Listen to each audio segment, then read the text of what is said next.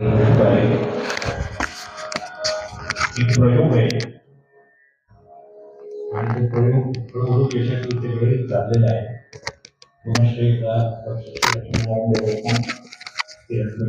यांच्या वतीने सर्वांचं स्वागत करतो या तिसऱ्या पुष्पाच्या दिवशी.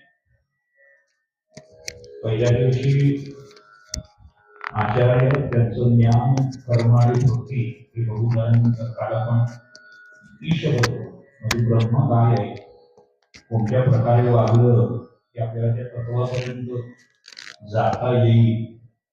आजचा विषय प्रतिबोध आहे, त्याचा आपण समजून घेणार असो. मी वक्त्यांना विनंती करतो की त्यांनी विवेचन करायला सुरुवात करा.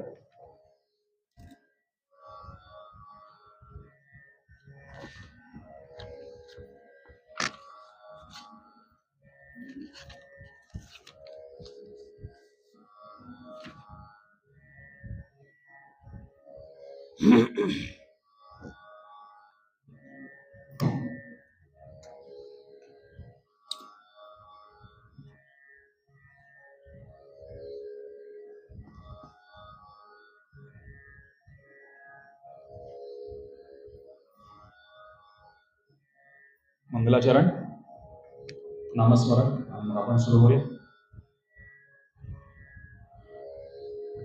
सजयति सिंदूरवदनो देवो यत्पाद पंकज स्मरणं वासरमणिरिव तमसां राशिं नाशयति विघ्नानां. या कुन्देन्दुतुषारहार धवला या शुभ्रवस्त्रामृता या वीणावरदण्डमण्डितकरा या श्वेतपद्मासना या ब्रह्माच्युतशङ्कर प्रभृतिभिर्देवैः सदा वन्दिता सा मां पातु सरस्वती भगवती विशेषजाड्यापहा. मूकं करोति वाचालं पङ्गुं लङ्घयते गिरिं यत्कृपातमहं वन्दे परमानन्दमाधवम्. नारायणं नमस्कृत्य नरं चैव नरोत्तमं देवीं सरस्वतीं व्यासं ततो जयमुदीरयेत्. नमः परमकल्याणं नमः परममङ्गलं वासुदेवाय शान्ताय यदुनां पतये नमः. श्रुतिस्मृतिपुराणानाम् आलयं करुणालयं नमामि भगवत्पादं शङ्करं लोकशङ्करं. जन्माद्यस्य तोऽन्वयादितरशार्थे विघ्नस्वराट् तेने ब्रह्महृदाय आदिकवये मुह्यन्ति यत्सूरयः. तेजो वारिमृतां यथा विनिमयो यत्र त्रिसर्गो मृषा धाम्ना स्वेन सदा निहस्तकुहकं सत्यं परं धीमहि. आपदामपहर्तारं दातारं सर्वसम्पदां लोकाभिरामं श्रीरामं भूयो भूयो नमाम्यहम्. शुकासारिथे पूर्णवैराग्यजांचे वसिष्ठा परिज्ञानयोगेश्वरांचे कवी वाल्मिकी सारिखा मान्यायसा नमस्कार माझा सद्गुरु रामदासा. जयांचा जनी जन्मनामार्थ झाला जयांनी सदा वासनामात गेला. जयांच्या मुखी सर्वदा नामकीर्ती नमस्कार त्या ब्रह्मचैतन्य मूर्ती. श्रोता भक्ता श्री लक्ष्मीनारायण भगवान की जय. सद्गुरु श्री समर्थ रामदास स्वामी महाराज की जय. सद्गुरु श्री ब्रह्मचैतन्य स्वामी महाराज की जय. जय जय रघुवीर समर्थ मंगलमूर्ती मोरया. तेरा वेळा जप करूया. श्रीराम जय जय राम. श्रीराम जय जय राम. श्रीराम जय जय राम. श्रीराम जय जय राम. श्रीराम जय जय राम.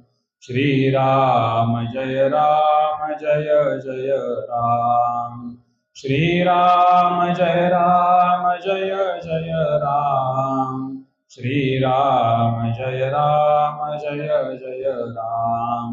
श्रीराम जय जय राम. श्रीराम जय जय राम. श्रीराम जय जय राम. श्रीराम जय जय राम. श्रीराम जय जय राम.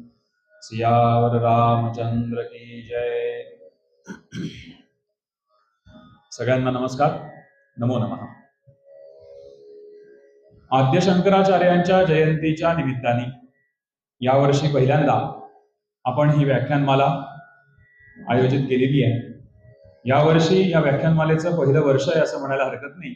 आणि हे असं मी आज तिसऱ्या दिवशी, म्हणजे आजचं तिसरं पुष्प म्हणतात, तिसऱ्या दिवशीच्या व्याख्यानाला सुरुवात करताना मी असं म्हणू शकतोय की पुढच्या वर्षी सुद्धा आपण ही व्याख्यानमाला अशाच पद्धतीने आचार्यांना नमस्कार करायचा तर त्यांच्या शांकर भाष्याचा विचार आपण करायचा. तर पुढच्या वर्षी आपण हे 3 उपनिषदांचे झाले, त्याच्या पुढचे 3 विषय नवीन घेऊन पुढच्या वर्षी सुद्धा आपण कायम करू.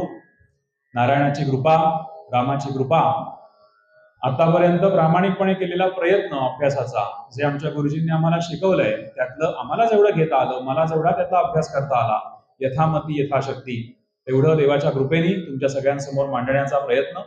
आणि या सगळ्याला मार्गदर्शन किंवा असं काहीही न म्हणता ही एक ज्ञान चर्चा आहे. उपनिषदांच्या विषयीची, वेदांताच्या विषयीची ही चर्चा आहे. ती आपण तुमच्या समोर चर्चा आपण सगळे मिळून करतो आहोत. तर दरवर्षी देवानी आपल्याकडून हे कार्य करून घ्यावं, रामाने हे कार्य आपल्या पूर्णत्वास न्यावं, ही त्याच्या चरणी मी इच्छा व्यक्त करतो, प्रार्थना देवाला अशी करतो की माझ्याकडून हे तुझं कार्य आहे, तू करून घे. पहिल्या दिवशी आचार्यांच्या जीवन प्रवासाचा विचार केल्यानंतर त्यांच्या ज्ञान, कर्म आणि भक्ती अशा या उत्कट असलेल्या 3ही गोष्टींचा विवेक कसा करावा याच्याविषयी आपण आचार्यांचं चरित्रभाग थोडासा बघितला. त्याच्यानंतर कालच्या दिवशी आपण ईश तत्व जाणून घेण्याचा प्रयत्न केला.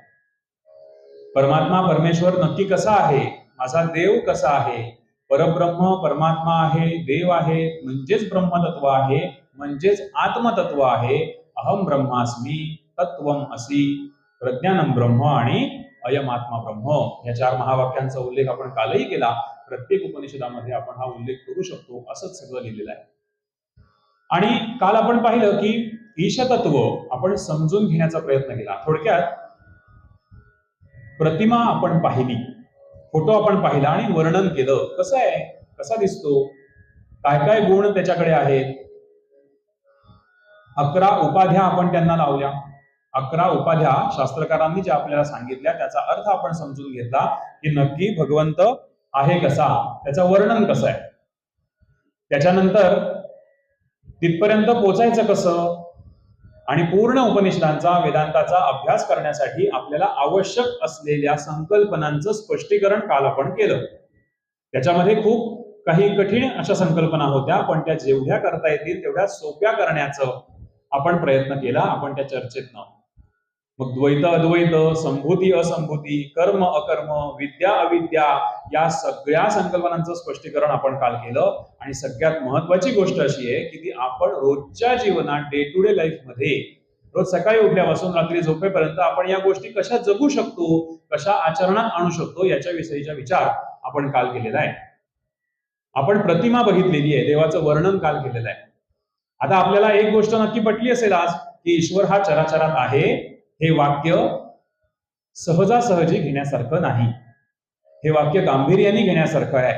ईश्वर चराचरात भरलेला आहे, परमात्मा परमेश्वर सगळीकडे आहे, माझ्यातही आहे आणि समोरच्या व्यक्तीत आहे. मग ह्या वाक्याचं गांभीर्य आता आपल्याला थोडंसं कळलं असेल. आता हे आत्मतत्व कसं आहे हे आपण बघितलंय काल. आजचा विषय आपला आहे प्रतिबोध. आज आपल्याला समजून घ्यायचंय की हे आत्मतत्व आपण कशा पद्धतीने समजून घ्यायचं आहे. काल पाहिलंय, नुसतं वर्णन करून बघितलंय. आज आपल्याला ते समजून घ्यायचंय. मग कसं समजून घेणार? आचार्यांनी आपल्याला काय सांगितलंय, उपनिषदकारांनी, शास्त्रकारांनी, उपनिषदकारांनी आपल्यासमोर हा विषय समजून कसा घ्या याची सुद्धा उत्तरं दिलेली आहेत. हा विषय आज आपण समजून घेणार आहोत. आजचा महत्वाचा भाग आहे तो म्हणजे प्रतिबोध. प्रतिबोध म्हणजे काय, प्रति म्हणजे काय, बोध म्हणजे काय, या सगळ्या गोष्टींचा आज आपण वापर इथे करू, चर्चा आपण करूया. आजपर्यंतच्या 2 दिवसाच्या बोलण्यामध्ये कुठेही गोष्ट आलेली नव्हती उपनिषदांमध्ये. गोष्टी ऐकायला आपल्याला आवडतात आणि गोष्टींमधनं एखादी संकल्पना जेव्हा आपल्याला समजते तेव्हा ती आपल्याला दीर्घकाळपर्यंत लक्षात राहते. आजच्या उपनिषदामध्ये शेवटच्या भागामध्ये एक गोष्ट आहे छोटीशी, ती आपण बघणार आहोत. प्रतिबोध याविषयी केनोपनिषदामध्ये चर्चा केलेली आहे. आपण पाहिलंय की वेद 4 आहेत. वेदाचे भाग पडतात कसे की संहिता, अरण्यक, ब्राह्मण आणि उपनिषद. उपनिषद हा भाग या सगळ्या व्यवस्थेमध्ये चौथा म्हणजे शेवटचा येतो, म्हणून याला वेदांत असं सुद्धा म्हणतात. म्हणजे वेदातलाच काही भाग अनेक संकल्पना स्पष्टीकरण करत करत आपल्याला समजतील अशा भाषेमध्ये येत, असं ते वेदांताचं सगळं वेदांचं स्पष्टीकरण वेदांच्या अंतिम भागामध्ये आहे, म्हणून त्याला वेदांत असं म्हणतात. उपनिषदांमध्ये वेगळं काहीतरी सांगितलंय आणि वेदामध्ये वेगळं काहीतरी सांगितलंय असं नाहीये. वेदांमधलाच हा त्यातला एक भाग आहे. कालही आपण बघितलं, संहितेचा एखादा भाग मंत्रांचा एक समूह म्हणजे एक उपनिषद असतं. मग हे केनोपनिषद कोणत्या वेदाचं उपनिषद आहे? हे आहे सामवेदाचं उपनिषद. सामवेदाच्या असं म्हणतात की सामवेद हा सगळ्यात महत्वाचा वेद होता, आजही आहे, आणि त्याच्या हजारो शाखा होत्या. आपल्याला किती शाखा आता माहिती आहेत किंवा अस्तित्वात आहेत? खूप कमी शाखा आहेत. 4 वेद आणि त्यांच्या हजारो शाखा होत्या. आपण सगळेजण हे ऋग्वेदी जास्त आहोत आपल्या भागामध्ये. ऋग्वेदाची एकच शाखा आता शिल्लक आहे. आपण सगळेजण जे ऋग्वेदी आहोत त्यांची एकच शाखा शिल्लक आहे. यजुर्वेदाच्या शाखा आहेत, त्याच्यात सुद्धा 2 भाग होते, कृष्ण यजुर्वेद आणि शुक्ल यजुर्वेद. त्यांच्याही स्वतःच्या वेगळ्या वेगळ्या शाखा होत्या. शुक्ल यजुर्वेदाच्या शाखा वेगळ्या, कृष्ण यजुर्वेदाच्या शाखा वेगळ्या. अशा सामवेदाच्या, अथर्ववेदाच्या वेगळ्या आणि सामवेदाच्या हजारो शाखा एकट्या सामवेदाच्या होत्या असं सांगतात. आणि प्रत्येकाची स्क्रिप्ट वेगळी होती. असं नाही की थोडाफार बदल केलाय आणि सगळं तेच आहे, कॉपी पेस्ट, असं काही नव्हतं. मग या शाखा लुप्त झाल्या, लोप पावल्या. याच्यामध्ये एक तलवकार नावाची शाखा होती. सामवेदाची तलवकार नावाची शाखा आहे, त्यातलं हे उपनिषद आहे. आता सामवेद किती महत्वाचा आहे? भगवंत सांगतात, वेदानाम सामवेदोस्मी, वेदांमध्ये मी सामवेद आहे असं प्रत्यक्ष भगवान सांगतायत. म्हणजे किती महत्वाचा हा वेद आहे सामवेद, आपण ऐकला पाहिजे. आपल्याकडे त्याचे पठण करणारे गुरुजी खूप कमी आहेत. पण गेल्या वर्षी सप्टेंबर महिन्यामध्ये आम्ही दापोलीमध्ये हा उपक्रम केलेला होता. आम्ही अनेक ठिकाणी त्याचं आपल्या गावामध्ये सगळीकडे जाहिरातही केली होती की आपण 10 गुरुजी सगळ्या शाखांच्या, आता 10 शाखा अस्तित्वात आहेत, मिळू शकतात आपल्या जवळपास. किमान भारतामध्ये तरी 10 शाखांचे म्हणणारे, वेद म्हणणारे गुरुजी, विद्वान उपलब्ध आहेत. त्या सगळ्यांना आपण जालगावमध्ये एकत्र केलेलं होतं आणि मंत्रजागर आपण जो करतो तो 4 वेदांचा मिळून 10 शाखांचे मिळून 10 गुरुजी आलेले होते. आणि असा मंत्रजागर आता सप्टेंबर महिन्यामध्ये केलेला होता. वेदानाम सामवेदोस्मी. ज्या वेळेला प्रभू रामचंद्र वनवासाला निघाले तेव्हा निरोप घेताना सगळ्यांचे निरोप घेत आले आणि कौसल्य मातेचा जेव्हा निरोप घेतला तेव्हा त्यांच्यामध्ये संवाद आहे. श्रीराम प्रभू मातेला सांगतायत, आईला सांगतायत की तू काय कर मी इथे नसल्यावरती, माझा विरह तुला सहन व्हावा म्हणून तू काय कर, नित्य अग्नीची उपासना कर. प्रत्येक ठिकाणी आपण बघतोय अग्नीच्या उपासनेला महत्व आहे. आपल्या सगळ्यांच्या घरी वर्षातनं एकदा तरी अग्नीची उपासना व्हावी. छोट्या प्रमाणात का होईना, यज्ञ आपल्या घरी झाला पाहिजे. आपण वाढदिवसावर जेवढा खर्च करतो त्याच्यापेक्षा खूप कमी पटींनी यज्ञासाठी खर्च येऊ शकतो. म्हणजे जर ज्यांच्या आर्थिक परिस्थितीचा विचार करायचा असेल तर अग्नीच्या उपासनेला खूप महत्व आहे. प्रभू रामचंद्र सांगतात कौसल्यला की तू नित्य अग्नीची उपासना कर आणि नित्य सामवेदाचं श्रवण कर, असं प्रभू रामचंद्र कौसल्यला निरोप घेताना, वनवासाला निघताना सांगतायत. तलवकार शाखा जी सामवेदाची आहे त्याच्या 9व्या अध्यायामध्ये हे उपनिषद आलेलं आहे. संहिता असते, संहितेचे वेगळे वेगळे अध्याय असतात, त्याच्या 9व्या अध्यायामध्ये हे उपनिषद आहे. आचार्यांना सुद्धा याच्यावरती भाष्य लिहिताना मोह आवरलेला नाहीये. किती महत्वाचं हे उपनिषद आहे. आचार्यांनी याच्यावर 2 प्रकारे भाष्य लिहिलेलं आहे. गद्य भाष्य तर लिहिलंच आहे सगळ्यांवर, सगळ्या उपनिषदांवर. म्हणजे दशोपनिषदावरती शांकर भाष्य आपण जे म्हणतो ते गद्य उपनिषद आहेच, पण या उपनिषदावरती यांनी पदभाष्य सुद्धा लिहिलेलं आहे. अशी 2 भाष्य आचार्यांनी याच्यावर लिहिलेली आहे. याचा अर्थ आपण काय घ्यायचा आहे की आचार्य जेव्हा होते तेव्हा तवलकार शाखा अस्तित्वात होती. मग ती गेली कुठे? ती लोप पावली. एका पिढीकडून दुसऱ्या पिढीकडे हा ज्ञानाचा समुद्र गेलाच नाही, ज्ञानप्रकाश पुढे गेला नाही. मग ह्याची जबाबदारी कोणाची? वारंवार प्रत्येक बोलण्यामध्ये आपल्याला ही जाणीव झाली पाहिजे. आपण हे याचं पुन्हा पुन्हा आवर्तन केलं पाहिजे की ही जबाबदारी कोणाची? ही जबाबदारी आपली म्हणजे ज्ञानी लोकांची आहे, विवेकी लोकांची आहे. आता विवेक करणं म्हणजे काय? चांगल्या, अगदी सोपं समजून घेऊ. विवेक म्हणजे काय? चांगल्या वाईटाची समज. जो एखाद्या 2-4 गोष्टींमध्ये समन्वय करू शकतो. चांगलं काय, वाईट काय हे समज ज्याची आहे तो विवेकी मनुष्य. म्हणजे आपण थोडा तरी विचार करू शकतो की नाही, म्हणजे आपण विवेकी आहोत. मग ही जबाबदारी आपली आहे की ह्या शाखा लोप पावल्या.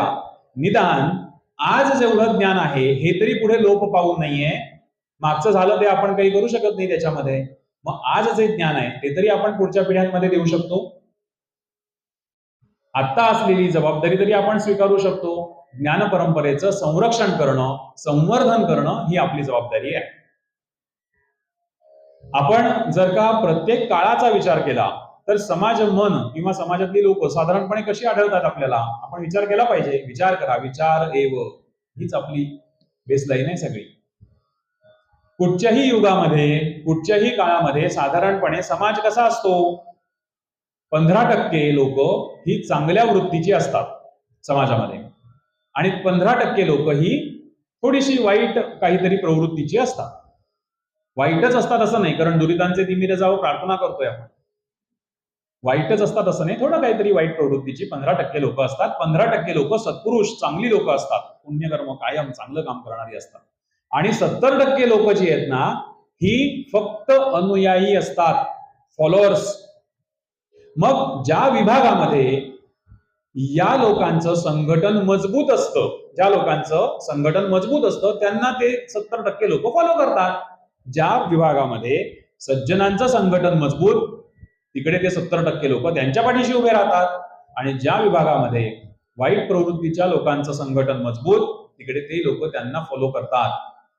मग आपण 15% चांगले लोक जे आहेत त्यांचं संघटन मजबूत करणं, त्यांनी समाजातल्या या चांगल्या आणि वाईटाची जबाबदारी घेणं हे आपलं काम आहे. चांगली गोष्ट असेल तर ती आपल्यामुळे घडणार आहे, आपण काहीतरी चांगलं करणार आहोत. पण वाईट गोष्ट समोर दिसत असताना सुद्धा आपण गप्प बसणं, if you are not a part of solution, तर तुम्ही त्या प्रश्नाचे, अडचणीचेच पार्ट आहात. तुम्ही तटस्थ राहू शकत नाही. तुम्ही एकतर उत्तराचा भाग व्हा, नाहीतर मग तुम्ही प्रश्नाचे भाग आहात. आम्ही कशातच नाही, आम्हाला काय द्यायचं, अजिबात नाही. चांगली वाईट गोष्ट घडत असेल तर त्याच्यामध्ये चांगलं घडण्यासाठी सुद्धा आपणच जबाबदार आहोत. ज्ञानी लोकांनी, म्हणजे विवेकी ज्ञानी लोकांनी, ज्यांना विचार करता येतोय, यांनी अभ्यास केला पाहिजे. आपण म्हणतोय ग्रंथांच्या जवळ गेलं पाहिजे, ग्रंथ वाचले पाहिजेत. पण म्हणून फक्त ग्रंथच सांभाळत बसायचं का आयुष्यभर? वाचलेले ग्रंथ आपण लोकांपर्यंत जाऊन कधी सांगणार आहोत? आपण बाहेर पडलं पाहिजे. आपण त्या ग्रंथातलं वाचन करून संध्याकाळच्या वेळामध्ये बाहेर जाऊन सांगितलं पाहिजे. यज्ञ संस्कृतीमध्ये हे अपेक्षित आहे. आता विषय आलाय म्हणून थोडंसं सांगून पुढे जातो, विषयांतर नाही होणार. ही यज्ञ संस्कृती, यज्ञ उद्ध्वस्त करत होते कोण? दानव, राक्षस, म्हणजे वाईट प्रवृत्तीचे जे कोणी होते ते यज्ञ उद्ध्वस्त करत होते. ऋषीमुनी आपल्या आश्रमात बसून यज्ञ करत होते. प्रत्येक ऋषीमुनींचा आश्रम असायचा, ते त्यांच्या त्यांच्या ठिकाणी सगळे ऋषिकुमार असलेले शिष्य आणि सगळे ऋषी मुनी मिळून यज्ञ करायचे. राक्षसांना त्या यज्ञाचा त्रास होण्याचं कारण काय होतं याचा आपण कधी विचार केला का? असं काय यज्ञातनं निर्माण होतंय की यांचं काही देणं घेणं नसताना राक्षस कुठे माहिती, आपण म्हणतो, काही म्हणतो पाताळात राक्षस राहतात किंवा लांब कुठेतरी राहतात. त्यांचे मोह, माया आणि सगळी त्यांची प्रलोभनं जिथे पूर्ण होतात तिथे राक्षस राहतात. तिथे यांचा यज्ञ सुरू असण्याचा काय त्रास होऊ शकतो हा विचार आपण केला पाहिजे. यज्ञ उद्ध्वस्त करायला काय येत होते ते?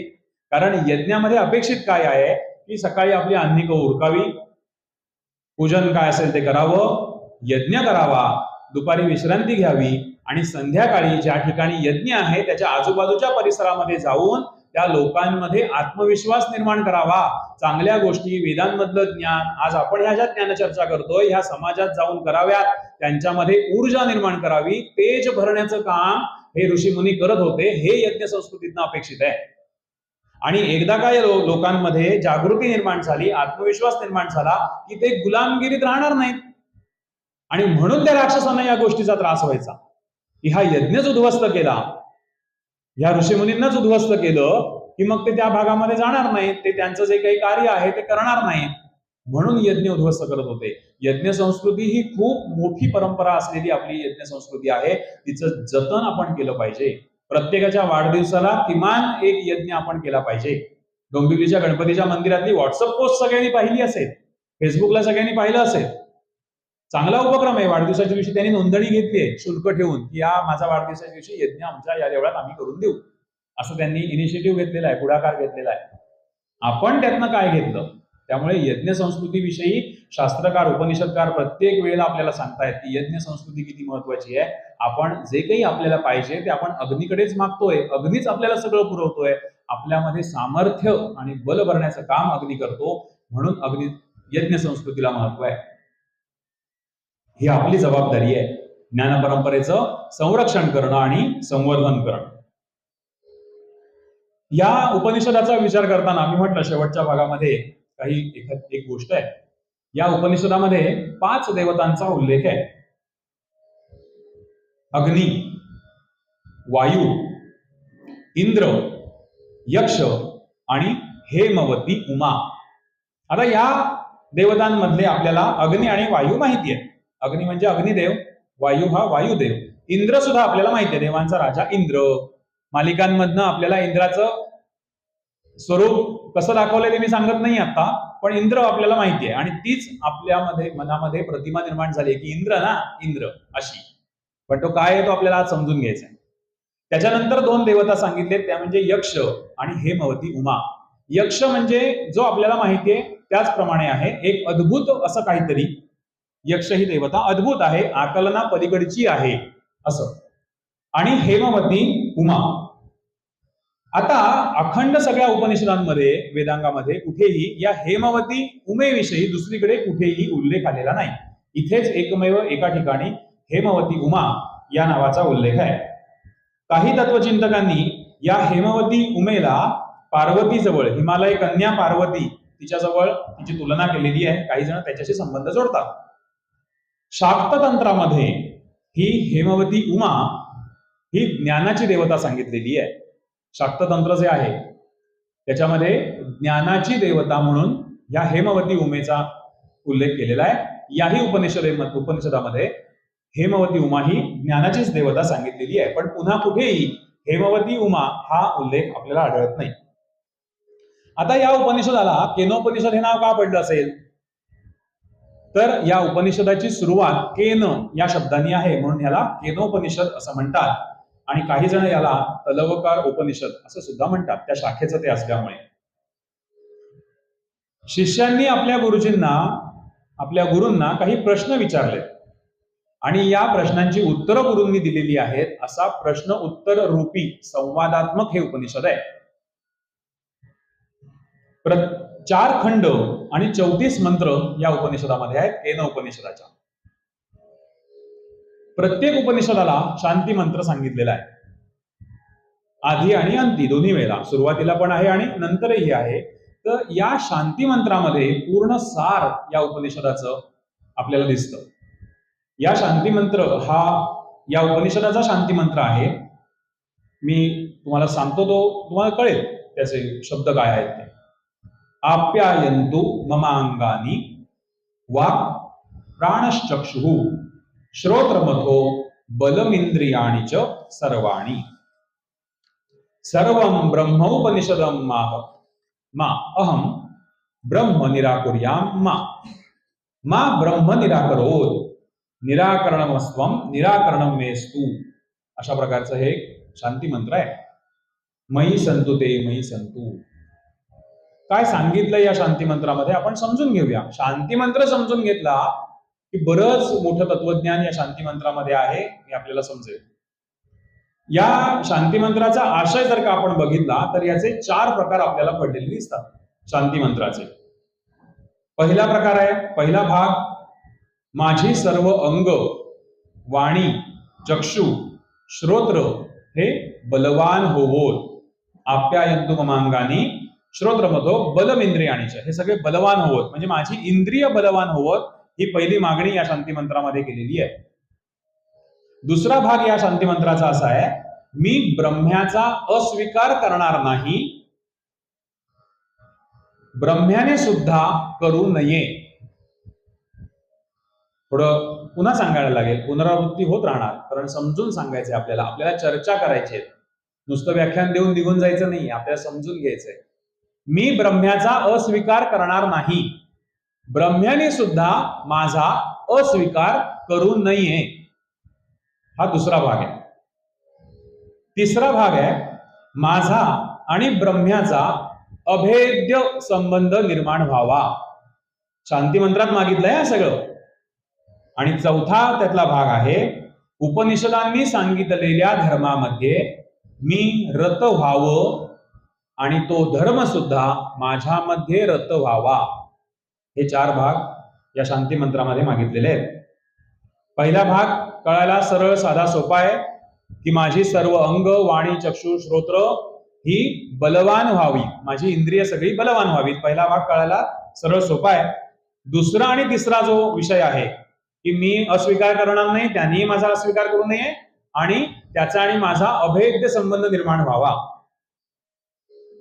आधी वचन, आपण क्रम लक्षात घेतला पाहिजे या सगळ्यामध्ये. आधी वचन दिलंय आणि मग कृपा मागितली आहे.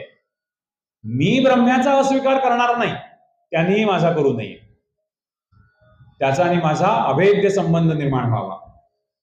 आणि पुन्हा चौथ्या भागामध्ये मी उपनिषदांच्या धर्मामध्ये रत व्हावं. आधी वचन आणि मग सांगितलंय की त्यांनी सुद्धा माझ्यामध्ये रत व्हावं. मी धर्माचं पालन करेन आणि मग त्यांनी माझ्यावर कृपा करावी. धर्मो रक्षति रक्षितः हे वाक्य सगळ्यांना माहिती आहे. कुणी सांगितलंय वाक्य, कुठे आलंय याच्याविषयी खूप कमी माहिती काही जणांना असते. धर्मो रक्षति रक्षितः महाभारतातला संदर्भ आहे. अर्जुन धर्मराजाला सांगतोय धर्मो रक्षति रक्षितः. म्हणजे एका ठिकाणी जसं अनेक जण निराश झालेले आहेत ना, तेव्हा धर्मराजा स्वतः एकदा असा दुःखी खिन्न झालेला होता, तेव्हा अर्जुन त्याची समजूत काढतोय, राजा धर्मो रक्षति रक्षितः, त्यांनी सांगितलेलं वाक्य आहे ते. नंतर अर्जुन पण निराश झालेले आहेत. अनेक ठिकाणी प्रत्येकाची अशी परिस्थिती त्या महाभारतामध्ये आपल्याला दिसते. कधी कधी कुणी आत्मविश्वास गमावून बसलेला आहे, पण त्याच्या भावंडांनी किंवा कृष्णांनी त्यांचा आत्मविश्वास वाढवलेला आहे, कर्तव्याची जाणीव करून दिलेली आहे, एकमेकांना सांभाळत ते पुढे गेलेले आहेत. धर्मो रक्षति रक्षितः. मी धर्माचं पालन करेन, मग त्यांनी माझ्यावर कृपा करावी. देवाकडे मागताना, सद्गुरूकडे मागताना आधी वचन द्यायचंय, मग आपण मागायचंय. आता कोण मागू शकतो? मागणाऱ्याला सुद्धा काहीतरी त्याची काहीतरी पातळी असली पाहिजे, त्याची पात्रता असली पाहिजे. आणि भगवंत सुद्धा सगळ्यांनाच देत जाईल का? सगळ्यांना देईल का? तो नाही देणार.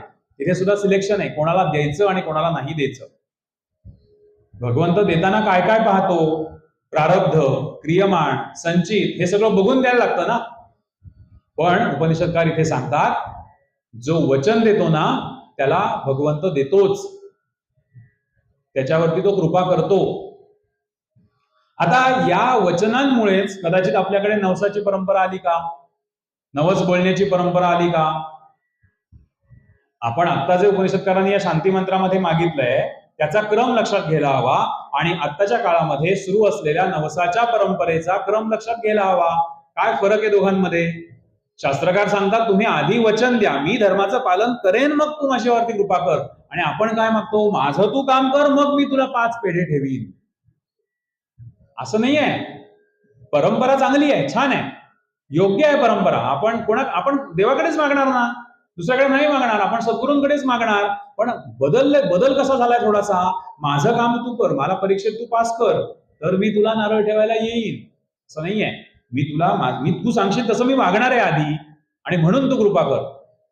मंगलाचरणामध्ये देवाचं मंगलाचरण प्रत्येक वेळेला इथे बसताना कुठेही प्रत्येक जण साधक आहे, इथे प्रत्येक जण काही ना काहीतरी करतोय. मुळात मी प्रामाणिकपणे अभ्यास केलेला आहे आणि आता मी इथे बसल्यावर तू माझ्या तोंडून तुझी स्तुती तूच गाऊन घे. आधी मी अभ्यास केलेला आहे, तू माझ्याकडनं चांगलं बोलून घेतलंस तर मग मी तुला उद्या नमस्कार करेन, असं नाही. क्रम लक्षात घ्यायला हवा. नवसाच्या परंपरा कालओघामध्ये थोड्याशा बदललेल्या आपल्याला दिसतात. असू दे, परंपरा चांगली आहे, पण आपण हे सूत्र लक्षात घ्यायला हवं. आधी वचन द्या, आधी धर्माचं पालन करा, मग तो आपल्यावर कृपा करणार आहे. देवाजवळ मागितलं पाहिजे, देव देतो आपल्याला. अनंत हस्ते कमलावराने किती देशील दो कराने म्हणतो की नाही आपण. पण देवाने घेऊन जायचं ठरवलं तर अनंत हस्ते कमलावराने, नेता किती रक्षसी दोदोकराने. शक्य आहे का आपल्याला रक्षण करणं? देवाने जे आपल्याला दिलंय ते जर का उद्या त्यांनी घेऊन जायचं म्हटलं, आपण दोदोकरांनी नाही थांबवू शकत नाही. दोन्ही गोष्टी आहेत त्याच्यामध्ये. आपण नेहमी एका बाजूने कदाचित विचार करतो, अध्यात्मामध्ये असेल किंवा चांगल्या गोष्टी या गोष्टींचा असेल. हे सूत्र हे समजून घेण्याची गोष्ट आहे. प्रॅक्टिकल इम्प्लिमेंटेशन आलं परत. रोजच्या जीवनात आपण हे उतरवू शकतो. उद्यापासून मी असं म्हणणार नाही माझी वस्तू सापडू दे मग मी काहीतरी करेन, असं नाही. मी प्रयत्न करेन, तू माझ्यावर कृपा कर. हे आपण प्रॅक्टिकल इम्प्लिमेंटेशन आहे, हे आपण करू शकतो. या शांती मंत्रामध्ये आपल्याला कसं मागायचं हे शिकवलंय. आपल्याला मागण्यासाठी पात्र बनवलंय. आता आपण जे मागू ते त्यांनी द्यावंच, त्याच्यासाठी आपण पात्र आहोत की नाही हा विचार करायला हवा. सध्याचे दिवस चालू आहेत ना, आता रिझल्ट लागतायत मुलांचे सगळे, म्हणजे निकालाचे आताचे दिवस आहेत. 11वी मध्ये जर आपल्याला ऍडमिशन हवंय, प्रवेश हवा आहे, तर 10वी पास झाल्याचं पात्रतेचा काहीतरी कागद दाखवल्याशिवाय आपल्याला उभं करतील का? नाही ना. सोपं उदाहरण समजून घेण्यासाठी, 10वी पास झाल्याचा कागद आपल्या हातात असेल म्हणजे आपण पात्र आहोत 11वीत जाण्यासाठी. तेव्हा आपण मागायला जाऊ की आम्हाला द्या. हल्लीच्या आमच्या या तरुणांच्या काळामध्ये ते मिळतं असं पण नाही. जिकडे पाहिजे तो विषय आपल्याला हल्ली मिळत नाही. मागणी आपण करू शकतो, पण पात्र असू तर मागणी करायला आपण पात्र आहोत. तोच विषय इथे पण आहे. कोणी मागायचंय, आपली पात्रता, आपण कसं मागायचंय, आपण काय देवाकडेच मागायचंय, आपण हे सूत्र लक्षात घ्यायला हवं. कर्माचा सिद्धांत आपण काल म्हटलंय की चांगलं आपल्याला जे पाहिजे ते जर का आपण वाटत सुटलो तर ते आपल्याकडे परत येणार आहे भगवंताच्या कृपेने, अनेक पटींनी परत येणार आहे. या शांती मंत्रामध्येच एवढं तत्वज्ञान आहे. अजून उपनिषदाचा पहिला श्लोक सुरू झालेला नाहीये. हा जो काही चाललाय 4 भागांचा हा शांती मंत्र सुरू आहे. आणि हे आपण जगू शकतो. आणि हे आपण जगलो रोजच्या जीवनामध्ये तर उपनिषदांचा अभ्यास केल्याचा किंवा आपण आनंद स्वरूप होण्यासाठी आपण त्या मार्गावर कुठेतरी मार्गक्रमणा सुरू केले असं आपण म्हणू. केनोपनिषद हा आपण म्हटलं की प्रश्न आणि उत्तराचा संवाद रूपी हे उपनिषद आहे. इथे शिष्यांनी आपल्या गुरूंना 4 प्रश्न विचारलेले आहेत. पहिल्या श्लोकापासून केन म्हणजे काय आहे अशाच प्रश्नांनी ते सुरू होतं, म्हणून त्याला केनोपनिषद असं म्हणतात. प्रश्न बघा किती सूचक किंवा विचारपूर्वक विचारलेले प्रश्न आहेत. काय विचारायचं, कसं विचारायचं हे कळायला हवं असा आपला चर्चेचा विषय काल झालाय. आपल्याला सुद्धा हे प्रश्न पडतात का? आपण कधी विचार केला का? पहिला प्रश्न सांगतो म्हणजे मग वाटेल की अरे हा प्रश्न आपल्यालाही पडायला हवा होता. मनाला प्रेरणा कोणी दिली? आधी श्लोक सांगतो म्हणजे कळेल. केनेशितम पतती प्रेषितम मनहा केन प्राणाः प्रथमं प्रतियुक्तः केनेशितां वाचमिमां वदन्ति चक्षुः श्रोत्रं क उ देवो युनक्ति. मनाला प्रेरणा कोणी दिली? मनात विषय येतात की नाही आपल्या अनेक, मनात इच्छा निर्माण होतात की नाही, मग या मनाला प्रेरणा कोण देतो हा पहिला प्रश्न आहे, शिष्यांनी विचारलाय. दुसरा प्रश्न विचारलाय प्राणाची गती कोणामुळे आहे? आपल्याला हे प्रश्न पडायला हवे होते ना, अतिशय म्हणजे पडायला हवे होते खरे, की कसं काय हे मनात येतं. मनाला प्रेरणा कोणी दिली? प्राणाची गती कोणामुळे आहे? तिसरा प्रश्न आहे कोणाच्या इच्छेने लोक बोलतात, म्हणजे वाणी कोणाच्या इच्छेने बोललं जातं, वाणीच्या मागची शक्ती कोण? आणि चौथा प्रश्न आहे इंद्रियांची कार्य कोणी नेमून दिली? हा चौथा प्रश्न विचारलाय. इंद्रियांची कार्य म्हणजे काय? डोळ्यांनीच बघायचं, डोळ्यांनी ऐकायचं नाही, कानांनीच ऐकायचं, कानांनी चव घ्यायची नाही. प्रत्येकाला प्रत्येकाचं कार्य वाटून दिलेलं आहे ना. हे कोणी वाटून दिलंय? कोणी ठरवलं हे? प्रत्येक इंद्रियाचं काम वाटून कोणी दिलं? हे 4 प्रश्न या शिष्यांनी आपल्या गुरुजींना विचारलेले आहेत. काय विचारायचं, कसं विचारायचं आणि त्याच्या मागचं ज्ञान आवश्यक आहे. ज्ञानी शिष्याचे प्रश्न आहेत, ह्याच्यावरती आचार्य उत्तर देतात. त्यांचे गुरुजी उत्तर द्यायला आता सुरुवात झालेली आहे. हेच केनोपनिषद अशा प्रकाराने पुढे पुढे जातं. श्रोत्रस्य श्रोत्रम मनसो मनोयत. सोप्या भाषेमध्ये आपल्याला समजून घ्यायचं आहे. श्रवणांची श्रोत्र शक्ती असेल म्हणजे कानांची ऐकण्याची शक्ती असेल, मनाचा मनपणा असेल, वाणीची वाक शक्ती असेल, प्राणांची प्रेरणा आणि डोळ्यांची शक्ती ही मृत्यूनंतर निघून जाते आणि लोक अमृत तत्व प्राप्त करतात. अमृत तत्वाविषयी आपण थोडीशी चर्चा काल केलेली आहे. कानांची ऐकण्याची शक्ती, डोळ्यांची पाहण्याची शक्ती ही सगळी मृत्यूनंतर थांबते. वाणीची शक्ती बोलण्याची थांबते आणि लोक अमृत तत्व प्राप्त करतात. आता अमृत तत्व आधी समजून घेऊया. अमृत म्हणजे जे मृत नाही असं, म्हणजेच ते शांत आणि अनंत. कालच्या विषयाची संगती असेल तर तो पुढे आपल्याला विषय पटकन समजेल. तत्व हे अमृत आहे आणि आकार हा मृत आहे, हे आपण काल पाहिलं होतं. आकार आणि ऊर्जा, आकार संपणार आहे आणि ऊर्जा ही अमृत आहे, कधीही न मृत होणार नाही, कधीही संपणार नाही, म्हणजे अमृत तत्व.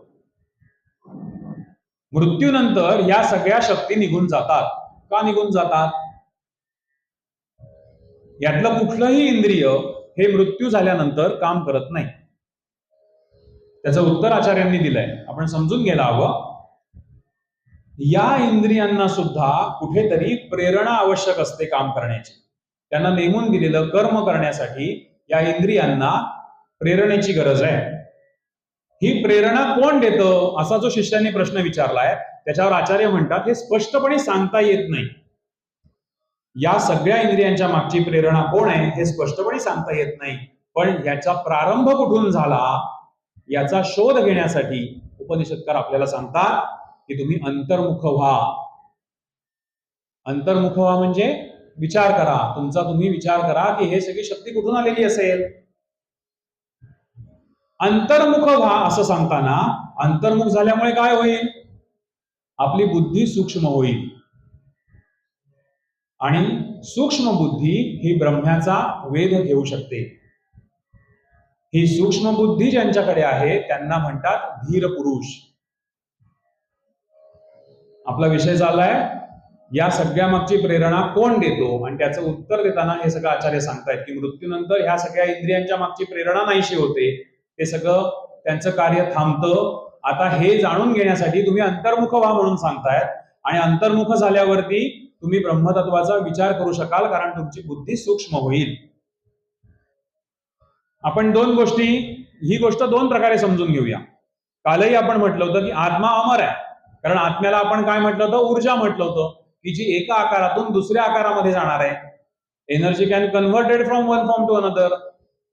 मग तो अमर आहे आत्मा, आणि इंद्रिय मात्र त्यांचं कार्य थांबवतात, मृत होतात. कारण ज्या आत्मतत्वापर्यंत पोहोचण्याची शक्ती आत्म्याची आहे ती शक्ती या इंद्रियांकडे नाही, म्हणून त्यांचं कार्य थांबतं. मन तिथपर्यंत पोहोचू शकत नाही जिथे आत्मा पोहोचेल. आत्म्याने एक शरीर सोडून दुसऱ्या शरीर धारण केलं असेल, दुसरा आकार धारण केला असेल, मन ते करू शकत नाही. मन त्याचा विचार सुद्धा करू शकत नाही. या आत्मतत्वाचा, ब्रह्मतत्वाचा विचार पण करू शकत नाही मन. त्याच्या अखत्यारीतली गोष्टच नाहीये ती. आपली सगळी इंद्रिय आणि मन हे ब्रह्मतत्व जाणूच शकत नाहीत, आणि तिथे पोहोचण्याचं त्यांचं सामर्थ्य नाही, म्हणून ते निस्तेज होतात. एक उदाहरण घेऊया आपण समजण्यासाठी सोपं. आपण रेल्वे सगळ्यांना माहिती आहे, रेल्वे गाडी आहे. मन ही रेल्वे गाडी आहे समजा. रेल्वे आहे, तिला डबे आहेत. आता हे डबे कोणते आहेत? मनाचे डबे. 10 प्रकारचे डबे आहेत. इच्छा, संकल्प, संशय, श्रद्धा, अश्रद्धा, धीरता, अधृती, लज्जा, बुद्धी आणि भीती. हे 10 प्रकार आहेत. हे 10 डबे आहेत असं समजा. आता रूळ आहे आणि समोरून हे 10 डबे चालले. आता मला सांगा, हे डबे चालण्याची प्रेरणा कोणाची आहे? कोण चालवतोय हे डबे? हे मनाचे डबे आहेत समजा. कोण चालवतोय? इंजिन चालवतोय ना. आपण असं बघतो ना, इंजिन चालवतोय हे सगळे डबे, आणि जिथे एखादा चढाव लागला असेल, त्याची क्षमता नसेल, तर दुसरं एक इंजिन त्याला जोडलं जातं, आणि ते इंजिन हे सगळे डबे ढकलत नेतात. म्हणजे हे डबे चालवण्यामागची प्रेरणा कोणाची आहे? इंजिनाची आहे. स्वामी स्वरूपानंदांच्या ह्याच्यामध्ये एक त्यांनी उदाहरण दिलेलं आहे, छान उदाहरण आहे. आपल्याला रात्री रस्ता दिसण्याकरता आपण बॅटरी लावतो, बॅटरी वापरतो. तिच्या उजेडामध्ये आपल्याला रस्ता दिसतो, स्वच्छ दिसतो. तो रस्ता दिसण्यासाठी प्रेरणा कोणी दिली आहे? बॅटरीनी दिली आपल्याला, बरोबर? विजेरी, टॉर्च. पण स्वामी असं सांगतात ही टॉर्च जी आहे त्याचा उजेड कोणामुळे पडलाय? आतल्या सेलमुळे पडलाय ना. तो सेल आपल्याला दिसत नाहीये. त्या बॅटरी नुसती असून उपयोग काय? त्याच्यामध्ये सेल असतील तरच तो उजेड देणार आहे. म्हणजे ह्या उजेडाच्या मागची प्रेरणा ही तो सेल जो आपण घातलाय त्याच्यामध्ये आहे. तो आपल्याला दिसत नाही, तो आपण जाणवू शकत नाही, कारण आपल्याला फक्त तो उजेड दिसतो आणि आपलं काम होत आहे. मग ही जी रेल्वे गाडी दिसते ना, त्याचा विचार आपण जेव्हा करतो, इंजिन आपल्याला ते डबे ढकलतंय असं दिसतं, पण त्या इंजिनाला सुरू करणारा, बंद करणारा, त्याला योग्य दिशा देणारा हा आतमध्ये कोणीतरी बसलाय ना, पायलट, लोको पायलट कोणतरी बसलाय. त्याचा विचार आपण कधी करतो का? आजच्या रेल्वे गाडीला कोण लोको पायलट आहे? नाही विचार करत आपण. तिथपर्यंत पोहोचण्याचं सामर्थ्य या कोणाचंही नाही. याला प्रेरणा देणारा ते ब्रह्मतत्व आहे, ते आत्मतत्व आहे. ब्रह्मतत्वाचं वर्णन करता येत नाही. काल ब्रह्मतत्वाचे अनेक उपाध्या आणि गुणवर्णन आपण केलंय. आता ब्रह्मतत्व आपण समजून घेतोय. या सगळ्याच्या मागची प्रेरणा कोण आहे? आत्मतत्व, ब्रह्मतत्व, परमात्मा, परमेश्वर आहे, की जो आपल्याला जाणवू शकत नाही. मन त्याचा विचार करू शकत नाही, डोळे पाहू शकत नाही, आपण वाणीनी त्याचं वर्णन सुद्धा करू शकत नाही, असं ब्रह्मतत्व आहे. वाणीनी आपण त्याचं वर्णन करू शकत नाही. नाथ महाराज म्हणतायत तिथे पराही परतली. अनुभव कथन आहे ते, पराही परतली. वाणी नाही त्याचं वर्णन करू शकत. इथे पुन्हा एकदा शास्त्रकार असं सांगतात की हे आम्हाला कोणी सांगितलंय? प्रत्येक उपनिषदाच्या काही काही वेळानंतर, काही काही भागानंतर पुन्हा पुन्हा पुन्हा पुन्हा हे तत्वचिंतक आपल्याला हे सांगतात की हे आम्हाला आमच्या मागच्या धीर पुरुषांनी सांगितलं. धीर पुरुष म्हणजे कोण? आता आपण बघितलं की ज्यांची बुद्धी सूक्ष्म आहे, जे हा विचार करू शकतायत. आमच्या पूर्वीच्या महात्म्यांनी, महापुरुषांनी हे आम्हाला सांगितलं, असं प्रत्येक ठिकाणी उपनिषदकार म्हणतात. याच्यातनं पुन्हा आपल्याला दोन गोष्टींचा विचार करायचा आहे. एक म्हणजे उपनिषदकारांची असलेला विनम्र भाव, त्यांची कृतज्ञता, की हे आमचं नाहीये, आम्हाला आमच्या मागच्या लोकांनी आम्हाला सांगितलंय. आणि दुसरी गोष्ट आपली असलेली उत्तुंग ज्ञान परंपरा. ज्या वेळेला ही उपनिषद ग्रथित केली, त्यांच्याकडे आपल्याकडे माहिती खूप होती, पण ती एका ग्रंथामध्ये एका ठिकाणी आणली गेली तेव्हाच ती निर्माण झाली असं नाहीये. अनेक युगायुगांची, अनेक वर्षांची ही परंपरा, ज्ञान परंपरा आपली आहे, ती त्यावेळेला ग्रथित केली गेली. आणि हे उपनिषदकार आपल्याला असं सांगतात की हे आम्हाला आमच्या धीर पुरुषांनी सांगितलेलं आहे. आपण उपनिषदांचा सगळा विचार करताना इथे कुठेही त्यांचा कालगणना केलेली नाहीये. ते कधी निर्माण झाले, कुठल्या साली, कुठल्या युगामध्ये निर्माण झाले, असं कुठेही आपण करणारही नाही. अनेक त्याच्यामध्ये वादविवाद असतात, अनेक मतमतांतर असतात. बुद्धिजीवी जे लोक आहेत ना, ते यामध्ये पडतात. बुद्धिजीवी यांचा काल निर्णय करावा, महापुरुषांच्या जन्मतिथीवरून, जन्मसालावरून वादविवाद करावा.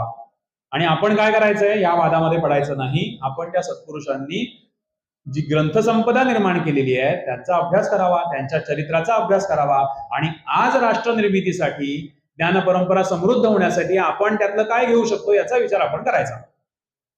विवेकानंदांनी मात्र याच्यामध्ये खूप छान सांगितलंय. त्यांनी काल निर्णय केलेला नाहीये, पण तो काळ कसा होता याचं त्यांनी वर्णन केलंय. उपनिषद ज्यावेळेला ग्रथित झाली त्यावेळेचा काळ कसा होता? स्वामीजी सांगतात तो काळ वैचारिक आणि आध्यात्मिक आंदोलनांचा काळ होता. त्या काळामध्ये ही उपनिषद निर्माण झालेली आहे.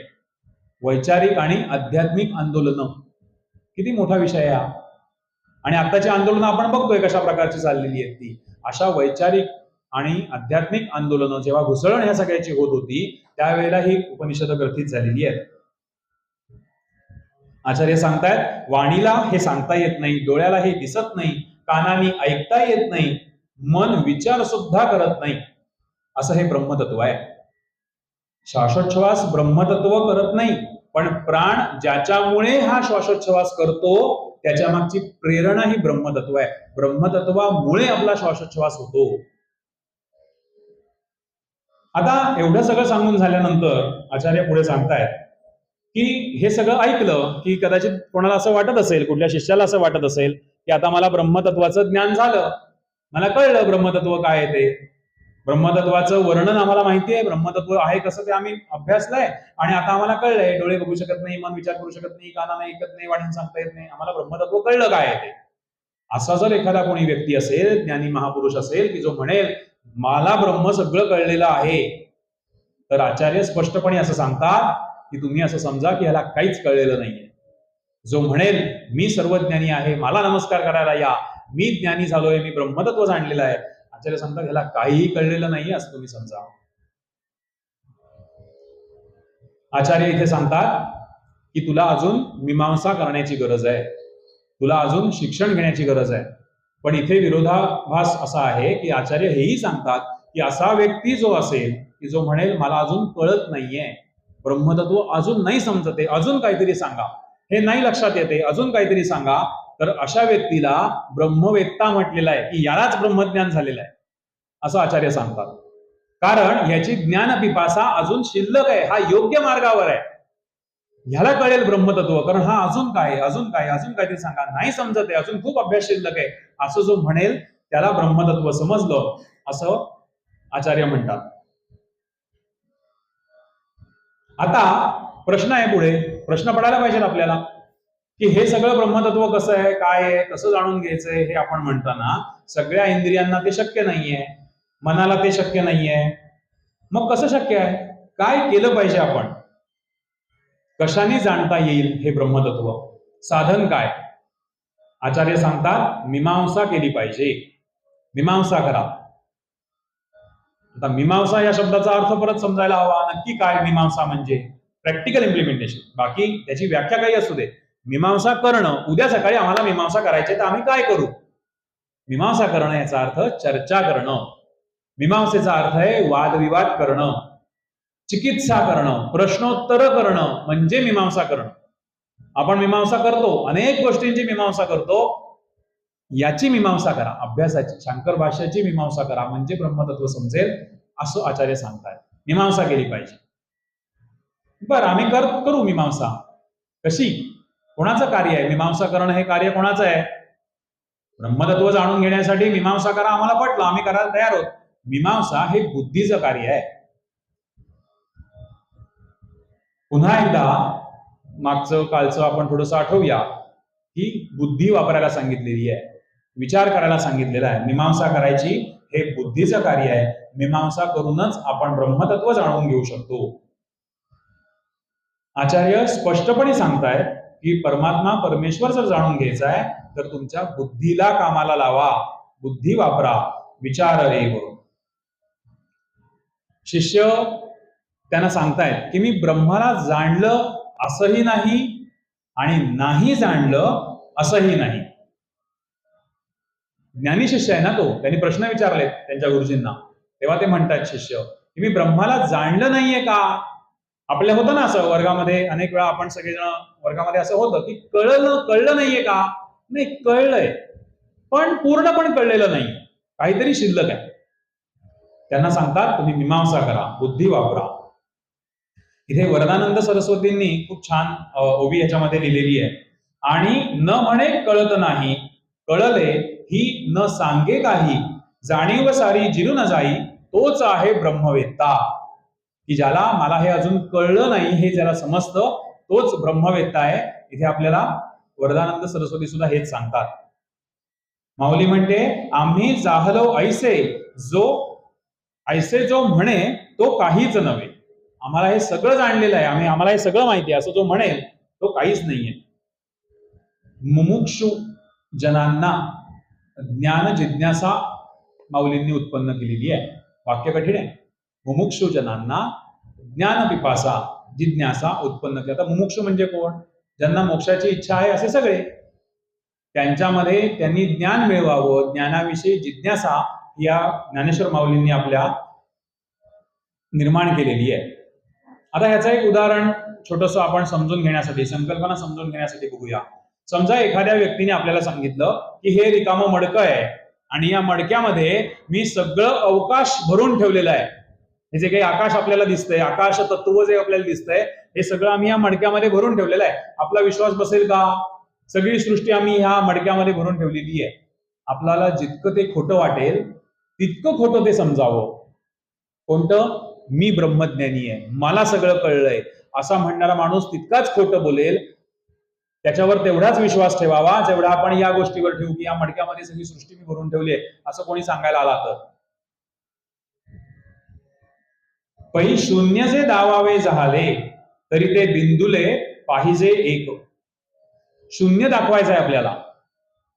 शून्य दाखवण्यासाठी सुद्धा काहीतरी गोल करावा लागतो ना आपल्याला. हा शून्य आहे असं आपण म्हणतो ना. आपल्याला गणितामध्ये एक थिअरी होती, सेट्स, संच. त्याच्यामध्ये नल सेट जर का दाखवायचा असेल तर आपण तिथे असं म्हटलं होतं, आपण सगळ्यांना शाळेत शिकलेलो असतो जे विज्ञान किंवा याच्याकडे गेले असतील, की इथे काहीही नाही म्हणून तिथे आपल्याला तो शून्य काढून तो त्या कंसात दाखवायला लागत होता. त्याला नल सेट अशी आपण टर्म वापरली होती, संकल्पना वापरलेली होती. काहीही नाही हे दाखवण्यासाठी सुद्धा आपल्याला ते शून्य वापरायला लागलं होतं. सांगायचंय काय यातनं? आधी सांगितलं असतं तर कन्फ्युजन झालं असतं. काहीही नाही हे सांगण्यासाठी जेव्हा आपल्याला शून्य वापरायला लागलं म्हणजे त्याला उपाधी द्यावी लागली. काहीही नाही हे सांगण्याकरता काहीतरी एक सांकेतिक चिन्ह वापरायला लागलं आपल्याला. ते जेव्हा हे चिन्ह निघून जाईल ना तेव्हा जे उरेल ते ब्रह्मतत्व आहे असं आचार्य सांगतात. समजून सांगताना आपण ते उदाहरणाच्या कडून समजून घेण्याचा प्रयत्न करतोय.